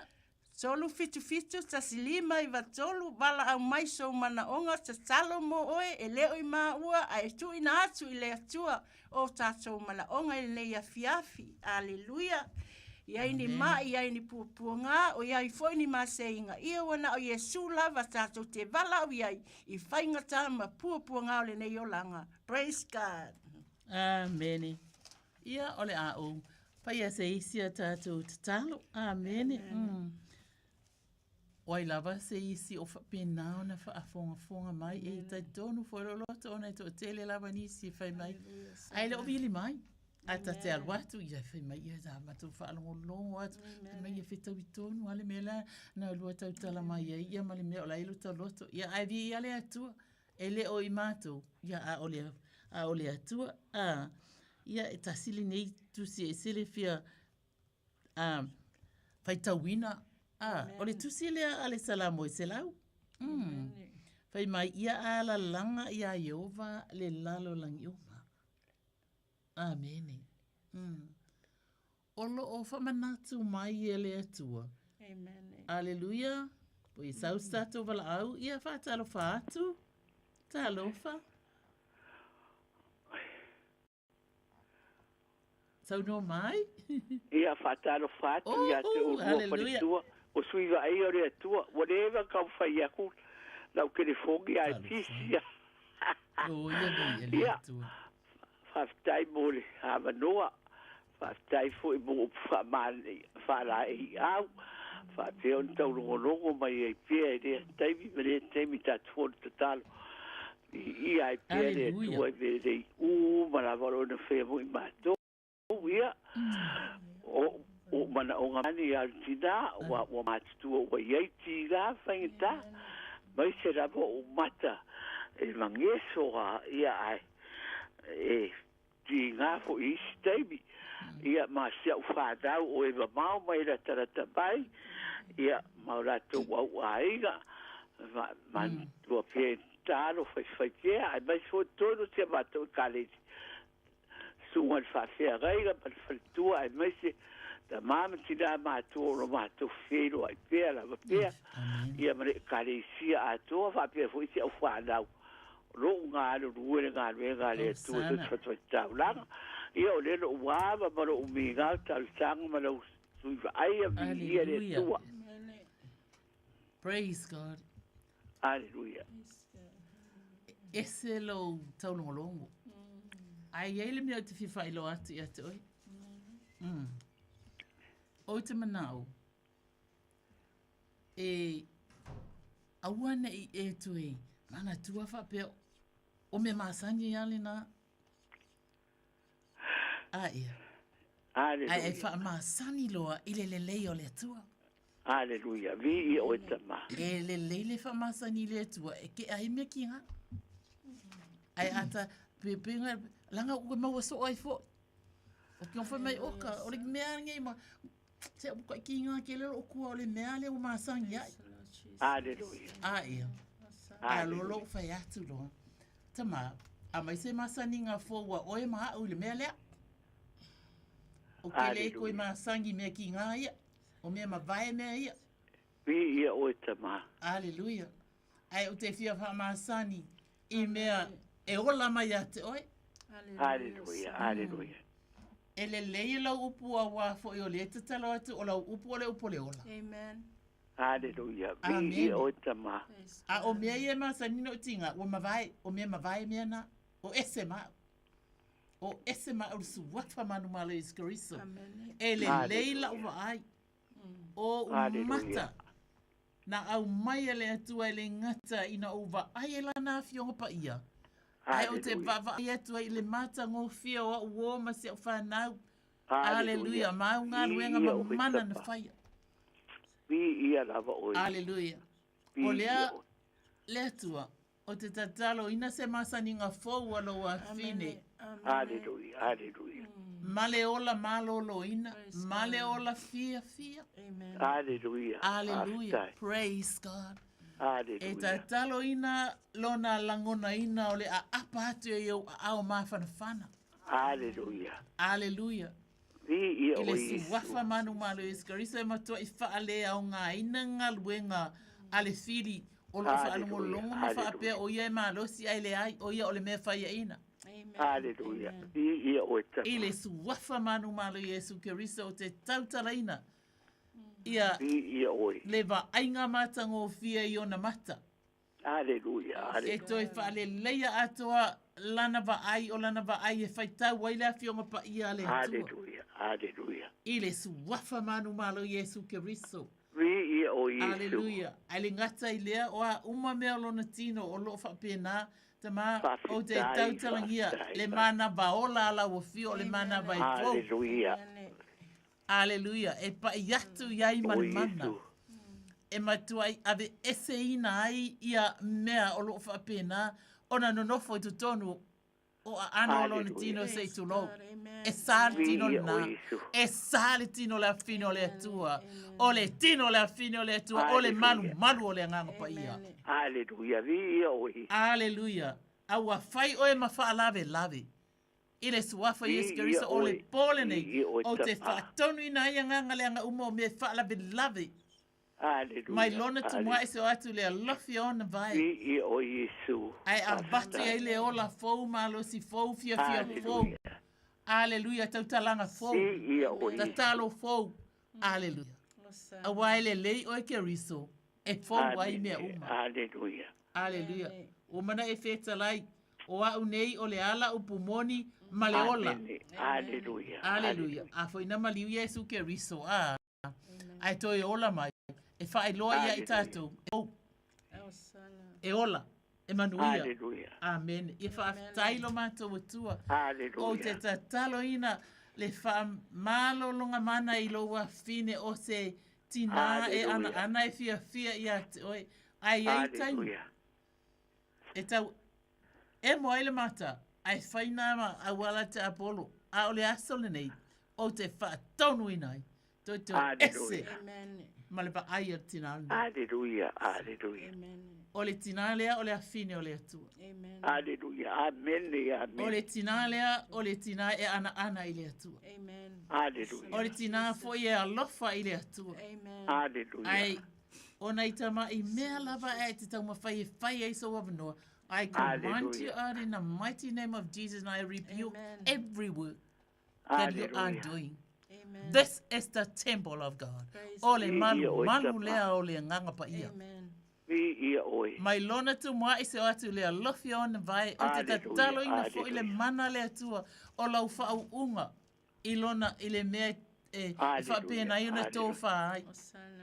Ona ia afu o lona moenga se tu lole whaafo ang Samoa. O te tatalo ina. Le toto pa ia Kiriso e sausa wina ai. Sausa wina ai to tono lona mauta. Aleluia. I ia o ele atua. Ola wa fine le nata ma. Aleluia. Ola wa fine ana ia toi. Ai tau ma whaile mea le anga e ngā oi le fia. E ngā oi le fia le mu awana le pauala le mea sau i satani. Nā na sau e ngā oi fasi ma wha umatia. Ai na sau Yesu Kiriso ea e wha ola. Ma la vea ai. Amen. E ola i leo langa nei. E ola i fo i ola i wha vau. And to you be the glory, O Lord, in the mighty name of Jesus. Wha fitai tele lava Yesu. Amen. Amen. O ka whawhitai. Tonu whafonga le atua. Hallelujah, Jesus. Talo lea sia whamanuia le atua. Ia te urua man sia ngai even font talo. E le mawhai o na mapu talo fo i talo ti ai pia. Tato maftanga talo wa le matau sanga o whai. Ia whamanuia le atua ia te urua te fo i atu ia iga. Whalao le atua o wala barava. Whatau nuai le manuia ia iga mwhadau whatari pai. Ai me se fode weekend la to ia le ali. Hallelujah tina. Amen. Soifua. Soifua. Hallelujah. Amene. Ia. Alo, whapena lava na abano le tātou. Telefoni tu loto. Whapena. Tolu fitu sa silima iwa tolu. Vili mai so mana onga sa talo mo oe. Ile wha malolonga. Ele i maua. Ai sa so tuina atu ile tua. Wa o ye ule wha malolonga e ule mana. Praise God. Amen. Oh, glory to God. Thank you, Lord Jesus. Yeah. Ai fu stato talo mo ila tu o ye o fia ngai mga luenga le nei po. Tu loto? Yes, Lord Jesus. Hallelujah. Le o mai se upu mai lana fionga pa ia evangelia ma se yo fitu fai upu e fitu. Ia o tō le atu, ona fua ina mai ai lea ia atu o tō, ia o tō sa ili, ona o tō maua ia. Ia o tō tutu i atu, ona tō ina ai lea ia atu o tō, tā tō talo. Le atua mamanai, le o le mana, e o le vi inga, e o le whanetanga. Ia mātou te tuina atu lau whanau whea ngai mga luenga le nei pō. Mātou te wala au i au angelu, e tiuse au angelu i lungo au wala me o whainga luenga ai. Sausawina le toto manu malo i Jesu Keriso, le toto na maliu ai Jesu Keriso. Ma whaalava lava i lungo karevaria ona oe maa u whamanuia. Fo i whi au mga luenga o lo o whea ngai ai i la tau. I to tono o whale maa. I to tono so se ngā luenga lo i ai, ma o tau te tuina atu i le mana o lau a fio, malutia pui pui lo la tau ola, to tono ngā luenga le ulu fafa ma le toi foi i ainga, i ai lo alofa ma lau wanga le lei i lunga i ate i la tau i lau suafa Yesu, amene ma amene. Praise God, hallelujah. Ai se mana onga na tuina mai ona o se whara-in-law e so lo ma i le fatu. So e mala mia lava se stalo mo le nei tama tonga, le tama tonga pa mo le mo sanga. Okay, yeah. Hallelujah. Ia olo o te tatonu o lo whaafonfonga mai ia i lātou i le whanau nei a fiafi. Hallelujah. Ai ole le leila leo le atua. Amen. Whai mai ia o tau iloa, o Yehova, o ia lava le atua. Amen. E ei taimi o nai, e pei ole o pōpua ngā mawhaingata. Amen. Ona popole ai la ia lea. Hallelujah. Ona pisi ai lea. Ai e mana ole tua. O pei wa avea ia lana fionga ma me muli muli a tapa iai. Amen. Ai mana ole tua, e wha mua le tua. Iona wha mua i lea o i tātou e lea tua. Praise God. A lea lai whai mai tāla tuspa ia i whai mai. Ia o tau iloa, o Yehova, o ia lava o lea tua. O ia na whaia i tātou, ua whai i tātou mona. Amen. O ka se maulunga o le whingala o lea tua mo lana tangata na whai. Amen. Na whai i tātou mo ia. Amen. A wafo i olona so i fua ato atua, wa atu uina mai ia i tātou. Amen. A whai mai, olona nuu i tātou. Amen. E whia whai ngu ule atua ia i kākaulanga o tātou olona nuu. Yes. Hallelujah. O i tātou na ia whai a whamai. O lona nuu i tātou o le lafu māmoe na ia whangai. Amen. Oka. Praise God. Hallelujah. Awesome. A whai mai tā latus pa ia o au. Ia. Sorry. Ia se i whaatalo whai mo atu tātou. Bala aule wailunga le leina sau no mai. Ka lofa e alua ki ngā. Tā lofa. Ma roso e fua langi bama, langi ma kapi dua fionga. Aleluia. O i pukau le lunga lenga. I putau. Ia, sau no mai. Ha pe kai mro o vangoa lu sunga au onga le kua. Aleluia. E ma o bese kakalo, mo mba o markinga, e mbese au kamba mba o hoi mba e kingo, e mbese kinga, pa marologa. Ambese si o kadiden ku o mbai o termbai ko foi ka au e si o ainga mbaro lo bela oga a waranga onga fo ele poco le di. Amen. Ambese si mbako ainga poco ma beka uka ambese si mbako fanga o mbako ainga. Yeah. Ya kai mbadi pinge, kai mbadi pira mbasia ngiu mar fangau, balai mar fangau. Amen. Mba ifo mba Simbako foi se au ba ele bakiva mal fa kua crash. Ia ngal paunga manga orange pia fi fa kai ambro bo. Hallelujah. Etelelo wa no. Hallelujah. Awa foi ole tu wa no a ia. Praise God. Iputau. Yeah. Yeah. Ole ipo le atua. Amen. Ipo e te tawa i mawhili ma mea o le lalolangi. Amen. Ia pa kai lava. Hallelujah. Ole ipo e tawa. Hallelujah. Hallelujah. Praise God. Yeah. Let's wafa manu malu Yesu Kristo a oi o vai. E a fio oi e whaava vaulava. Amen.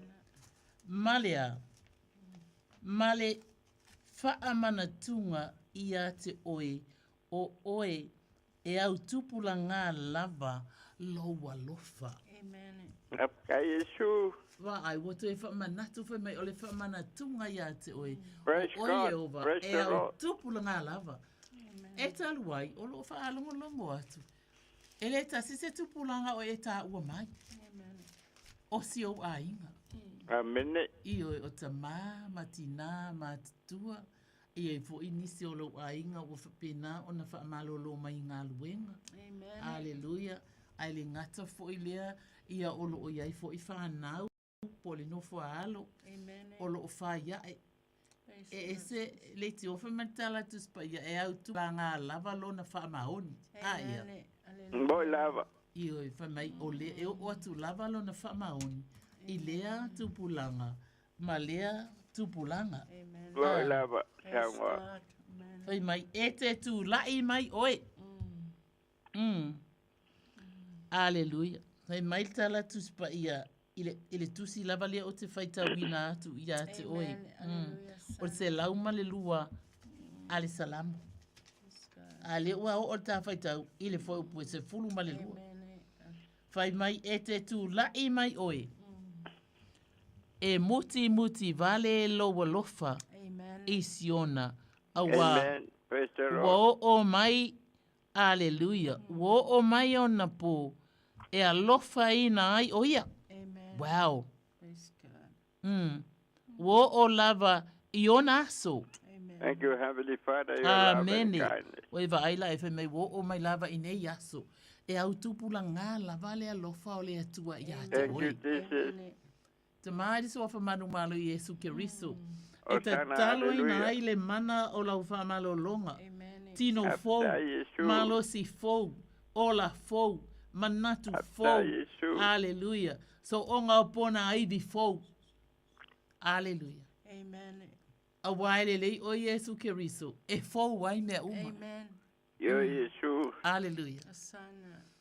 Pai mai Yesu Keriso o au nei le ala upumoni maleola. Amen. Na Yo, upumoni Yesu. a upuia o upolituspa ia leo te whaita ua tu e ayate oi. Amen. Praise the Lord. Amen. Na upumoni a upua le tu le tau tala tu ai ia au ia te oi. Amen. Mboi lava. Hallelujah. Yo balo mata utua. E mata te tau whaila ngona ina. Le mamalu ma le whaau unga o awa fionga o la tau talangia i o tangata i le neifia. Amen. Amen. Awa e whai fua lava la mātou au nanga pe au noa ma oi. Amen. Praise God. A tu ina ati a te oele ne ia fiafi ina ia e alofa ngia. Tai la mātou whona te talo. Amen. Tai mātou ia ua fionga mana. Osana. E te whina ngaloa i e ta watu i o tangata. Amen. E le o sa mātou upu. A ole upu ala ufio. Osana. Ole ulo i aile ola. Ole upu olo i aile manuia. Amen. O wa ola ua fionga. Ole suru le i o mātou vai. Ma le mala ma lama i o mātou wala. Amen. Ia lo mātou te mā. Ole nāle te talo mo lo watali. Osana, hallelujah. Umana whaapena na tuina mai o lātou suafa. E mai se ono fuanga o lo o au maua. Ia e iai e se me li lo lau sila whanga. Ole tali e le ai. O oi o le tua sila. Ola mātou te talo le Yesu. Amene. Amen. Hallelujah. Mole aku le whafkai kere o lua suiva ai o le li.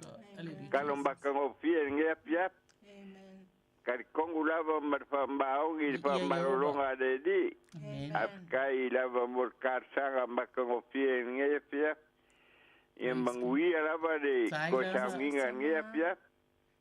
Afkai kel lava soi fuai. Soi fua. Praise God. Oh, hallelujah. Ia ola foi la tatalo le sa fai. Tatalo mo siane le mai. Oi siane.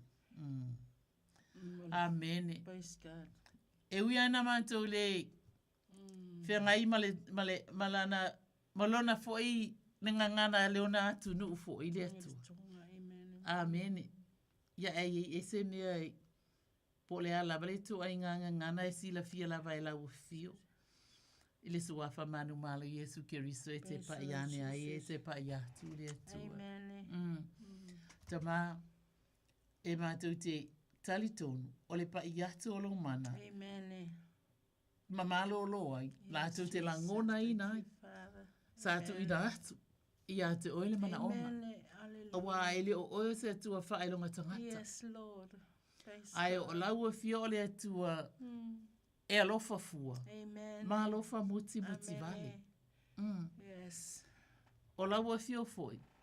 Tama, pole alenga ngana mātou te tautala ngi ai. Ai le ai lava se ngana e le sila fia e lau fio. Amen. Awa o lau fio, o le atua, o lanu manga ngana. Amen. O e fo e o le atua, o le ola nei, ma le ola e le uma. Amen. O e fo e o le atua, o au ngā tupulanga. Amen. E au ngā tupulanga lava, lo faa maoni ova. O le mele, mātou te la ngona I lava le ava, ma le whaalo alo I a te oe. Asana. A mātou wha lata atu I a te oe I o luma le li ie. E mātou te la ngona ina. O lo o mātou tutu I luma. O la ufio. Asana. Mātou ina atu ai mana onga. O lau whanau. E whaafitai ta mā. Wa e whaava noa ina fo I mātou. E whaima au auna.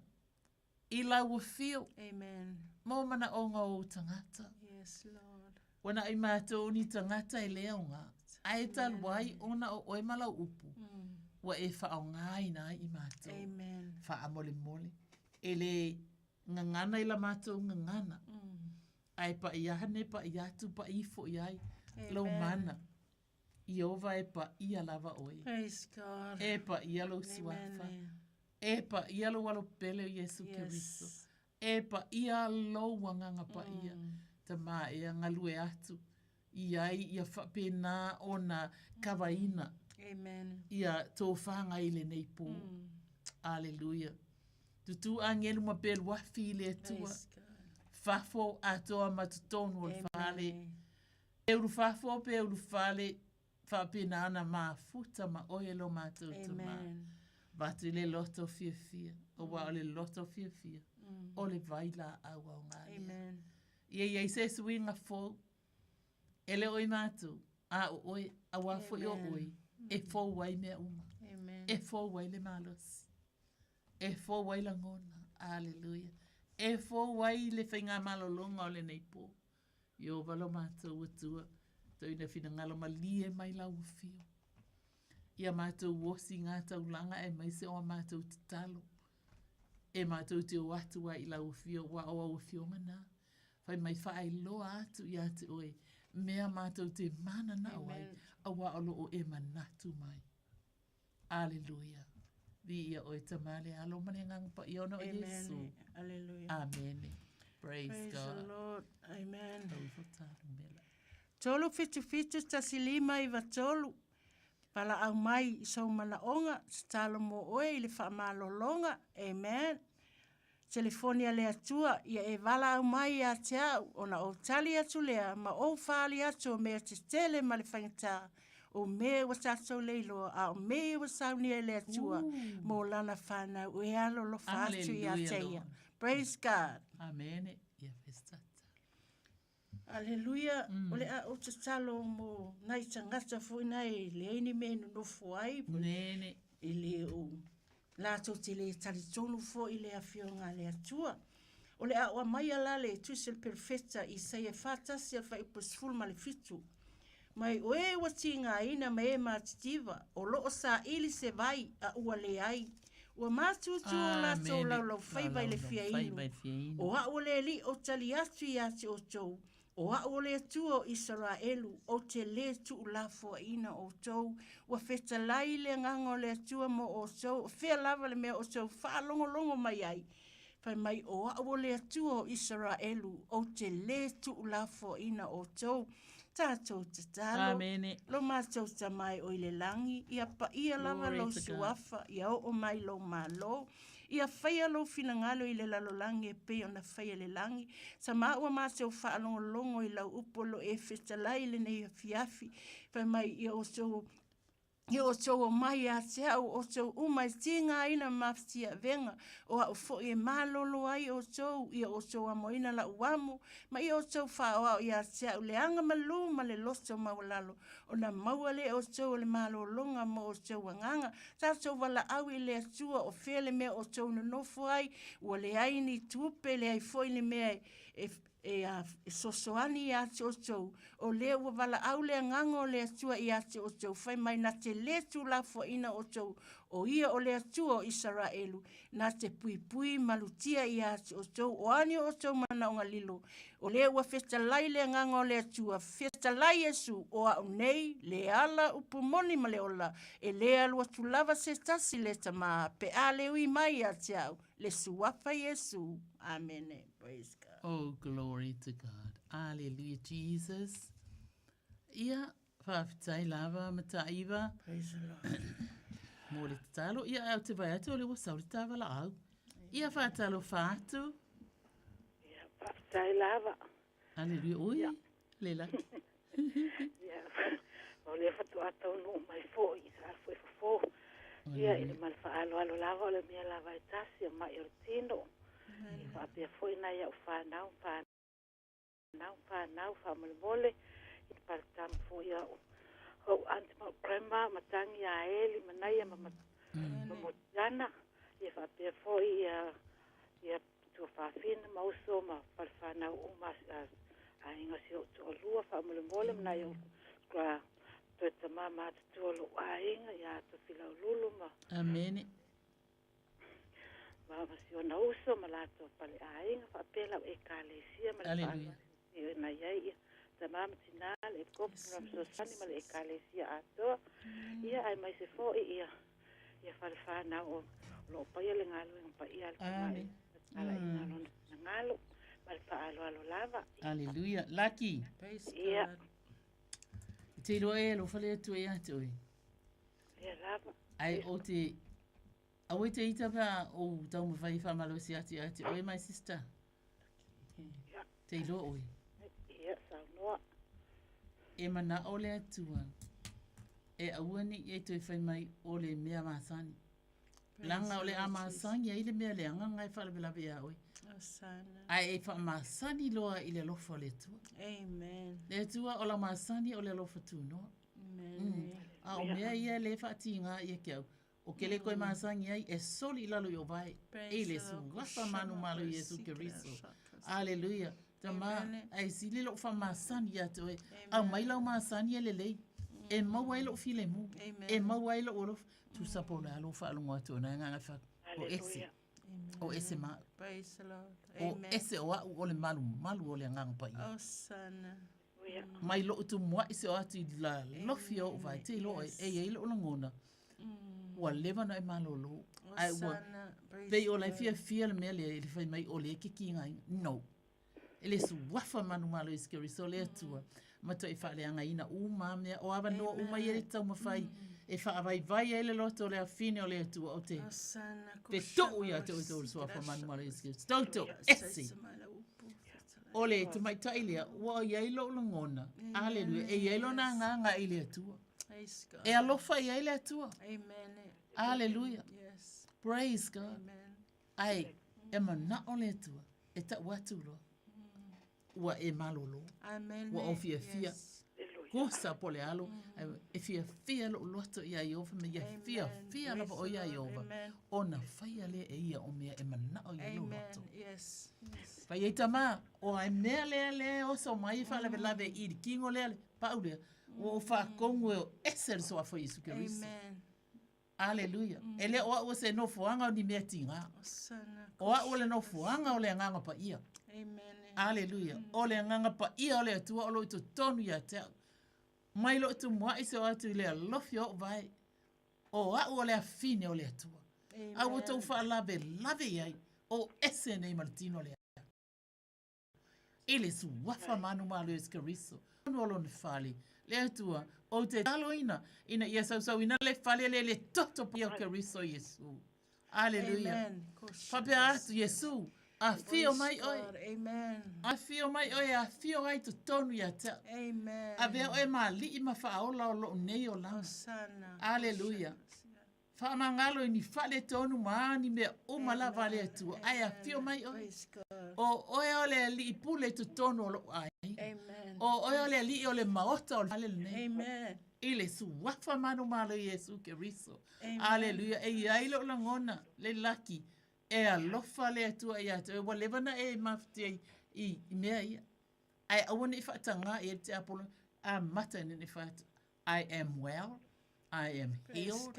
I am loved. E alofa lo atua i atu. O te tali tonu i lo atua. Ile su wapa manu maro Yesu Keriso.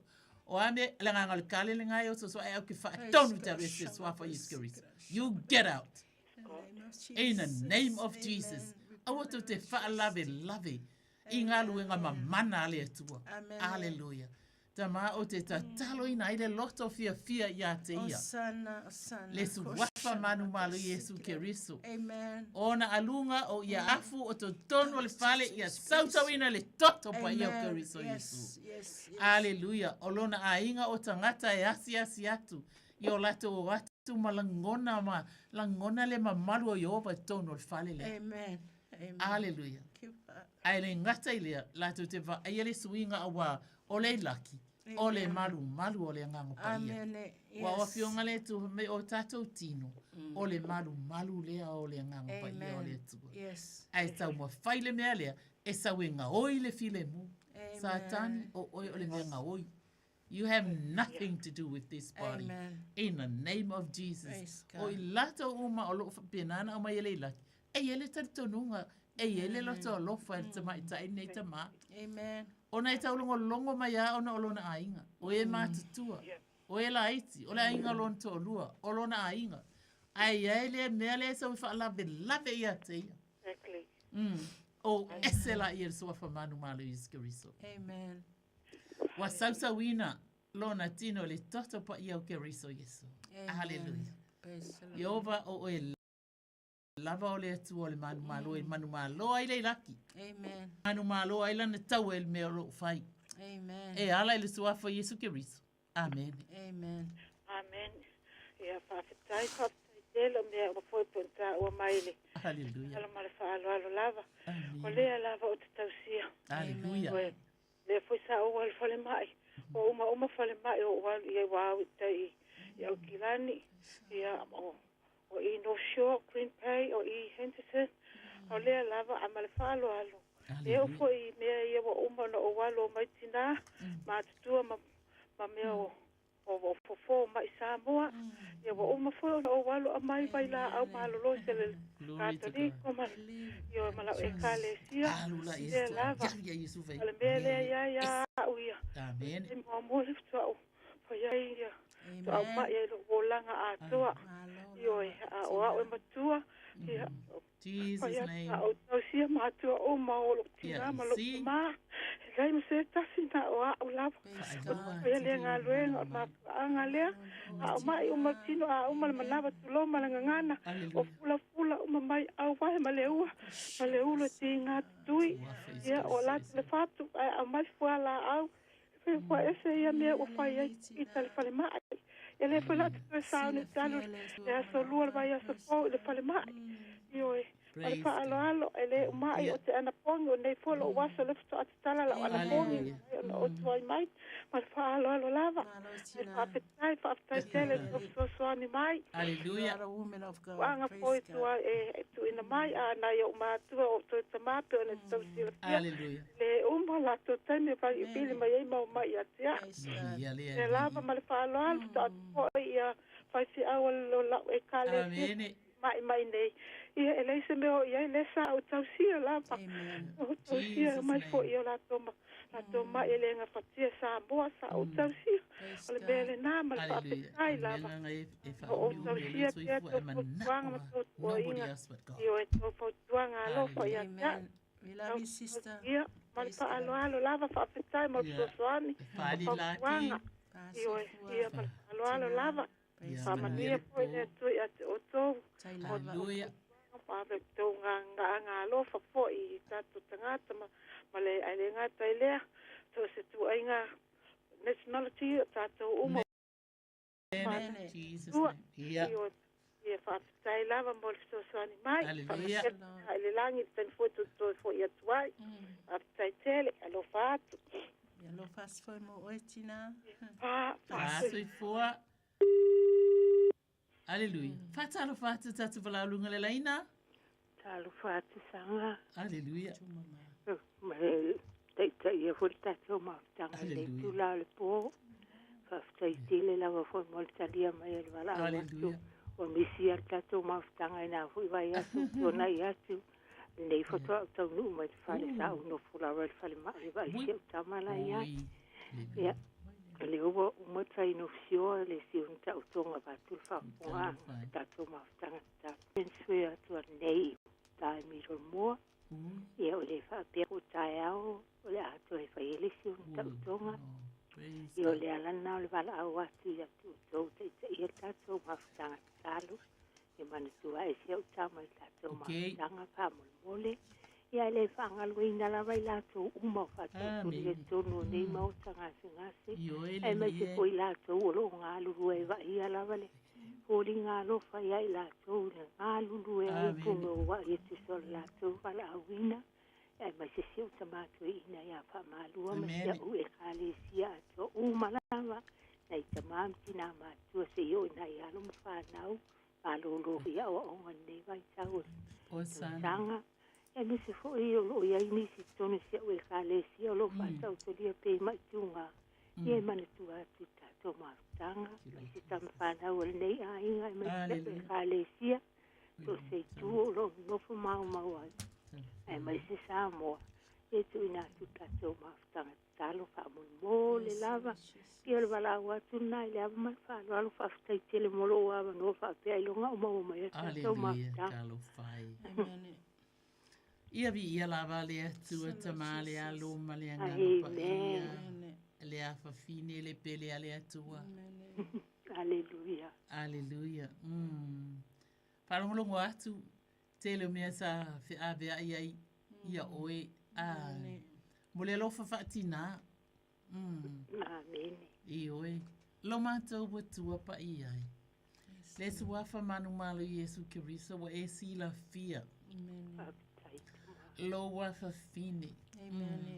Ele ngata o se tinai ana ia te oi. Ai o se tina foi. E alofa ilona ainga. Amen. E alofa ilana e kalesia. Osana. E sa ili malo. Amen. Hallelujah. Awa, o le ngalunga o lo ia whaia. E sili atu le tautele nai lo auro ma a rio. Amen. O le ngalunga ia lofa. E whea alua I le mea avatu iai si ona alo ia le ngata fo I lea o I lato uma o ta mama tina matutua o susunga I whawhea ngainga. Aleluia. Ele teitai ona ngalo. Aleluia. Ele sua famanu malo Yesu Kiriso le tuta ma famali mole. E tu salona lo famalona ngalele. Fa mole mole tama. Se e alofa ngia lona mana onga isi anatama. Amen. E tu sa fo e o awafionga. Ole mea e te lulu. Ole mea fo ele na e te sele sele. Amen. E lulu el niti na le alofa ma le angale leifa mole mole Yehova. E lulu e tatalo. Amen. Aleluia. E lulu e taulongolongo atu mana onga ese o e matutua Se o ye pito iti pe ainga pe le ainga ai mai se o le tama o le ekalesia. Amen. Se e tali faali ali i ona mana onga. E te le mati vai se mea ta silo mato utu. Hallelujah, sana. Le suafa manu malo Yesu Kiriso fa ai loa i ai lo mana lofa maleanga lele. Amen. Lave ai ma fa tau nuu i ona mana onga. Amen. Hallelujah, fa amole mole le atua.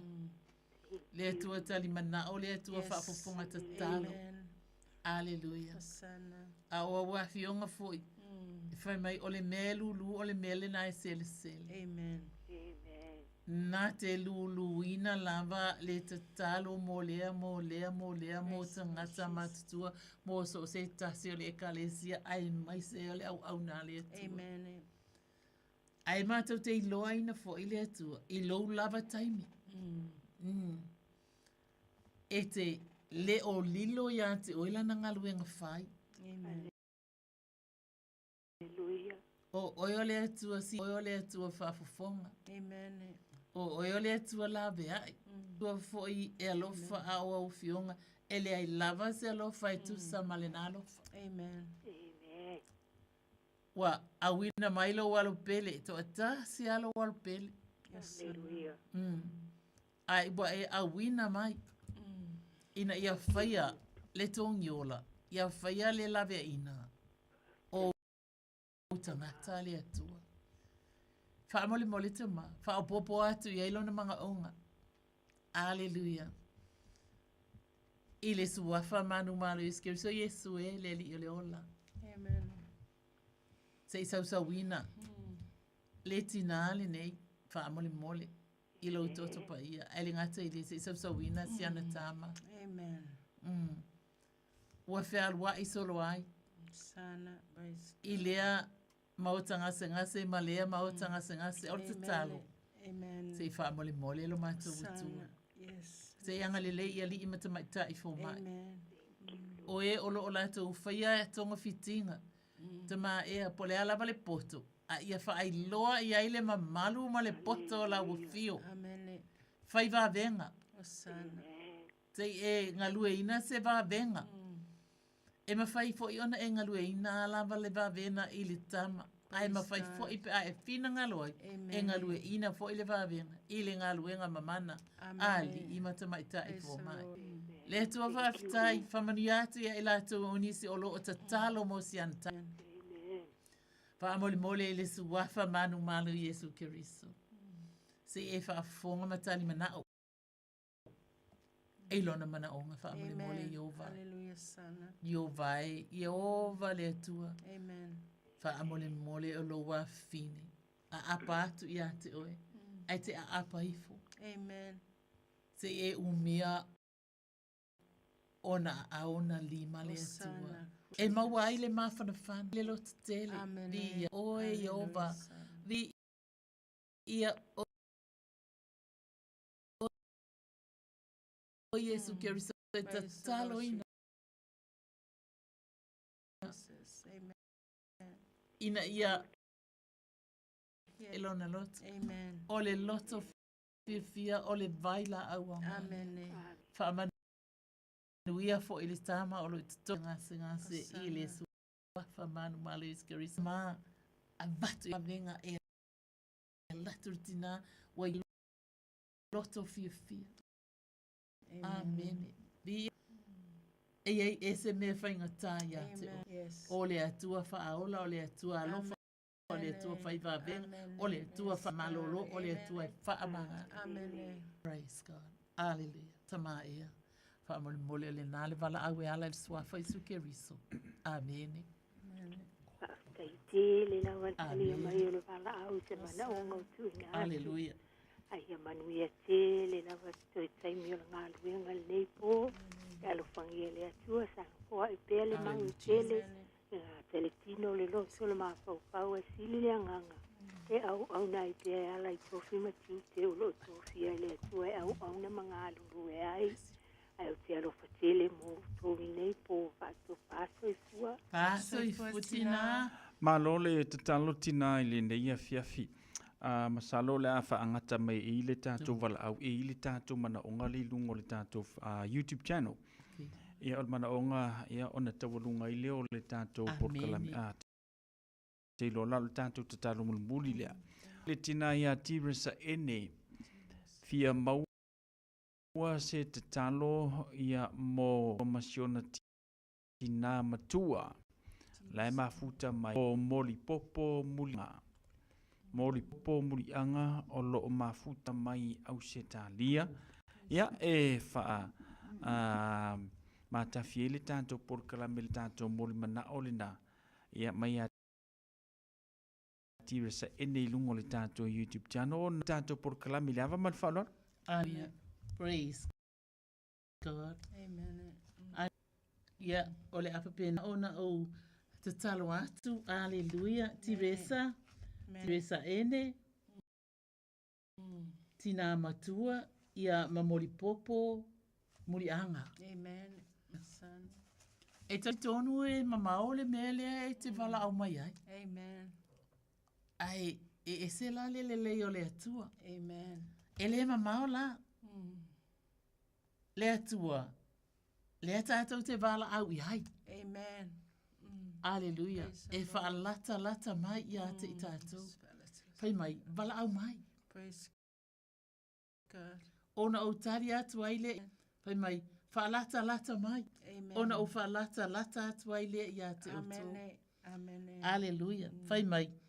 Ia o tō vivi i atu i a ioa. Vivi i atu ia o tō i a iova. Hawaii le uia. Praise God. Hawaii whaababau lava lona alofa. Amen. Oi e sena te mawhaia. Alleluia. Osana. O watu i mea mamana ai. Amen. Ai e sena te whaailoa ona vi inga umala. Amen. Am ia i lantou o e tausi i ana whaamasinonga. Amen. O e whaia le ami o tonu, e le au noa. Io vai, ia e manatua, ia e manatu mai i a te au. E tusa, ma loufi na ngalo whai mai, e tusa, ma loufi na ngalo a lofa. Amen. E tangata. Sana. Io va, whaafeta i tele lava, o laua fionga leo e feta lai mai. Amen. E vala watu i a te oi. E tu sama lo fina ngalo alofa i tangata ene. Alleluia. Sana. Mai sori tina matua. Amen. O mori popo fo i mamuri anga. Amen. Yes. Wa mata watu tātou te tutu whatasi i luma le atua. Amen. E ala ile mana onga. Alleluia. O lea ua o uva ai atu. Wa le to o lua peto atolu. Ai to a tele i tātou. Amen. O i mātou masau, matuloto. Ia, ma o tau fo ile o te wa ai atu iai. O tātou tu tū whaatasi atu ai luma o le atu. Amen. E wala au, ma whaatangisia lona mana. Amen. A o leo o wheta lai le atu mai nā te whaafafonga mai. Amen. O ia o le atu o tali manao. Alleluia. Osana. Le atu o ua mātou tali tonu ina. E ui anga ina vā maule langi ma le lalolangi. Amen. Ai a mātou atu e te oi le nganga o le whaatutua ma le loto maualala. Amen. E au mai laupai. Osana. E le pupu o a au. Amen. E te papai ane te papai yatu. Amen. E le mana onga ua vala au mai ai le atua. Osana, osana. Le tua wha manu ma wha ane ina lo suafa. Amen. E wina vā ma mau me olo mātou iei ma mau me olo ai le ma mau ma lau fio. Amen. Wa o fionga na e te wha lata ma ia i lātou. Amen. O e loto ma whatia o e pōpō ngātia. O e wala au ma wha lata atu i ate. Amen. Ai o le nganga o le whaafita i tele lava e abatu ai le vi ina. Amen. Ia vi ia ma wha ane e ina lau suafa i o. Amen. Praise God. E pa ia e ma malu lau suafa. Amen. O le atua oe o le ola nei ma. Amen. O le atua oe o vi inga o wha manu ma wha itanga. Praise God.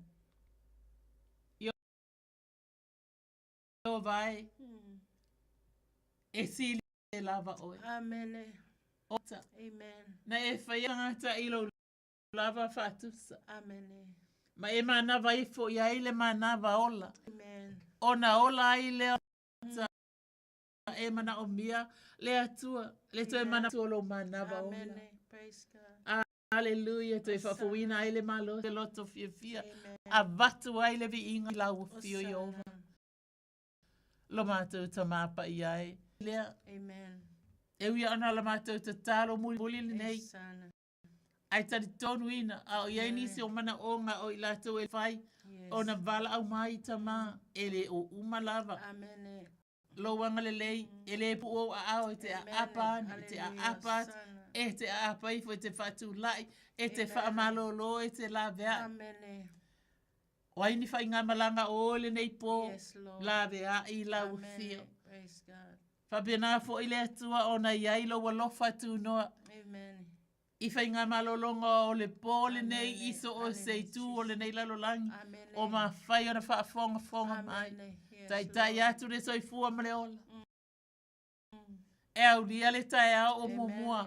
E lo walofa mova. Ma te wha maua lalo ai whaatasi mala wata li i asau. E le nei afia. E ala i lo suafa Yesu. Amen. Praise God. Praise God. Hallelujah. Ia e tari tonu ua whapena whawhitai i le li i whasala lau. Yo no le ava noa tu, ava noa mai ia i tātou. Hallelujah. E se la le lei o le atua tau ina ia anga le lei fo i le atua. Whaamanu ia tele ia te ia mana tau whainga uma. I lona tu la i lunga malana no fo i la lona whale fo o tonu o lona ainga. Hallelujah. Ia e whapenana whātou whaasoi fua ia sa moa whaafetai tele lava mo le langolango mai. E ala le suafa Yesu ke riso. Amen.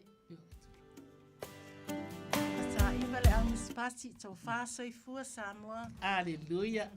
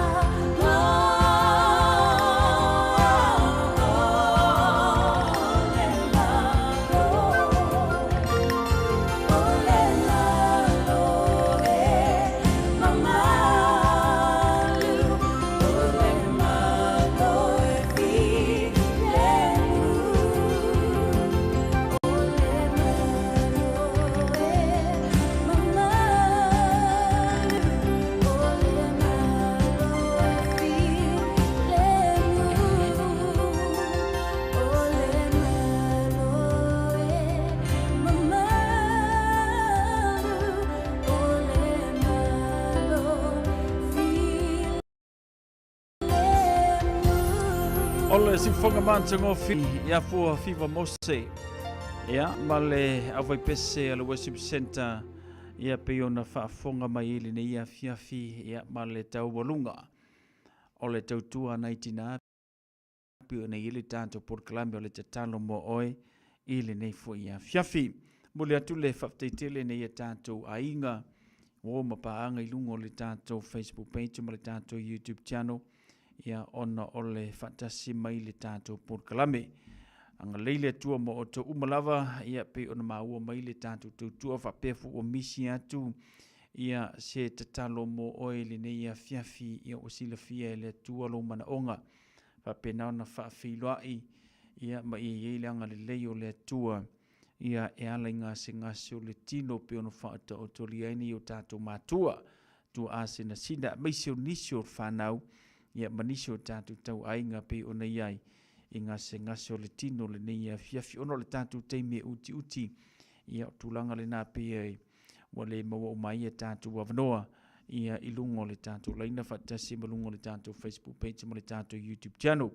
A ilo manatu maulunga ia ua whatasi le ngango le tua ma oe ala ia umana onga pe ona tuina mai le nei a fiafi. Anga le leifo le tua i nei tina. Ile toe taliwa tui maota malawa, maua ia leola maua le malosi, ia a maise le whaunga le atua, whatasi mai lanto ubalava o auto wa mai, ia nda te whatautai al tātou porklame ole te talo mo oe, i lea vaiaso ma lea vaiaso. Maua i se whaasiringa malosi mo tātou eala lea, ile te talo le whamalo longa. Ia ole a toe taliu mai le tātou porklame le na, ile aso whareile ole vai aso asau. Pui ma anga leile tua mo ilato umalava mafuta mai le nei a fiafi a mesel tu taliwatu na itina i maota malawa malolonga o le nei po ia wa fuifufonga o le aso atao fa penala sauninga lotu. Ia wo manatu le taulunga to ima le tato porklame fafteli fatasi mai faftei foi le taliaina ole tautua le Radio Samoa ilo maota malola wa manuia tele malolonga le neipo manuia foi fe amanga le vai unga neva ia so fele tanto le asunga fua ile lo famranga le leio le tua fa soi foi ya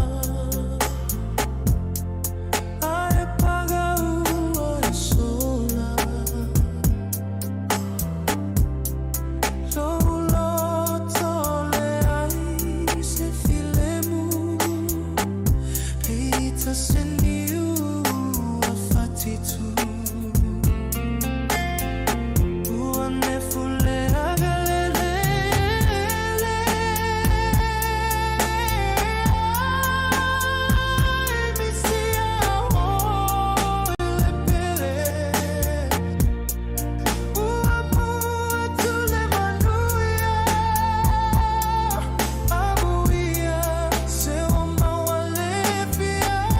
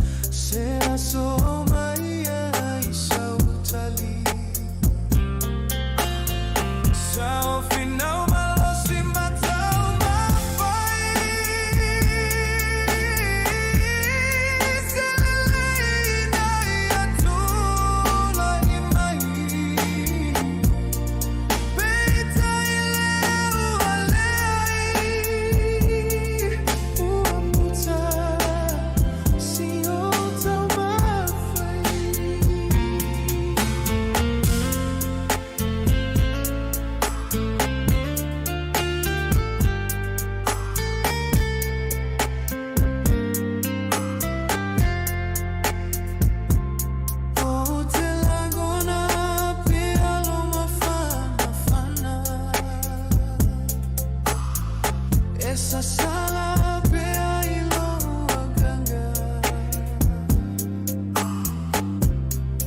Oh, you will find my feeling utama. Pesa vali ile ala.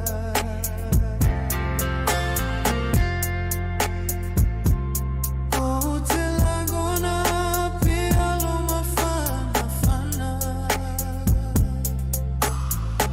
Esa sala pea y lo ganga.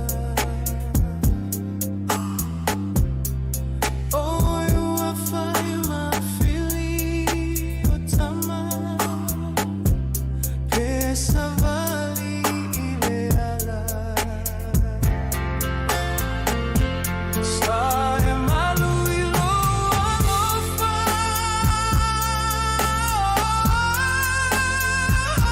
Ua peise vaiola.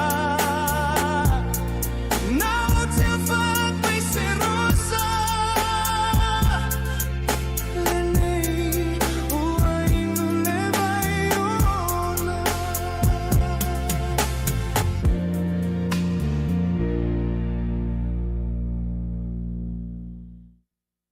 Talofa, we're the Katinas, and you're listening to Radio Samoa on 1593 AM.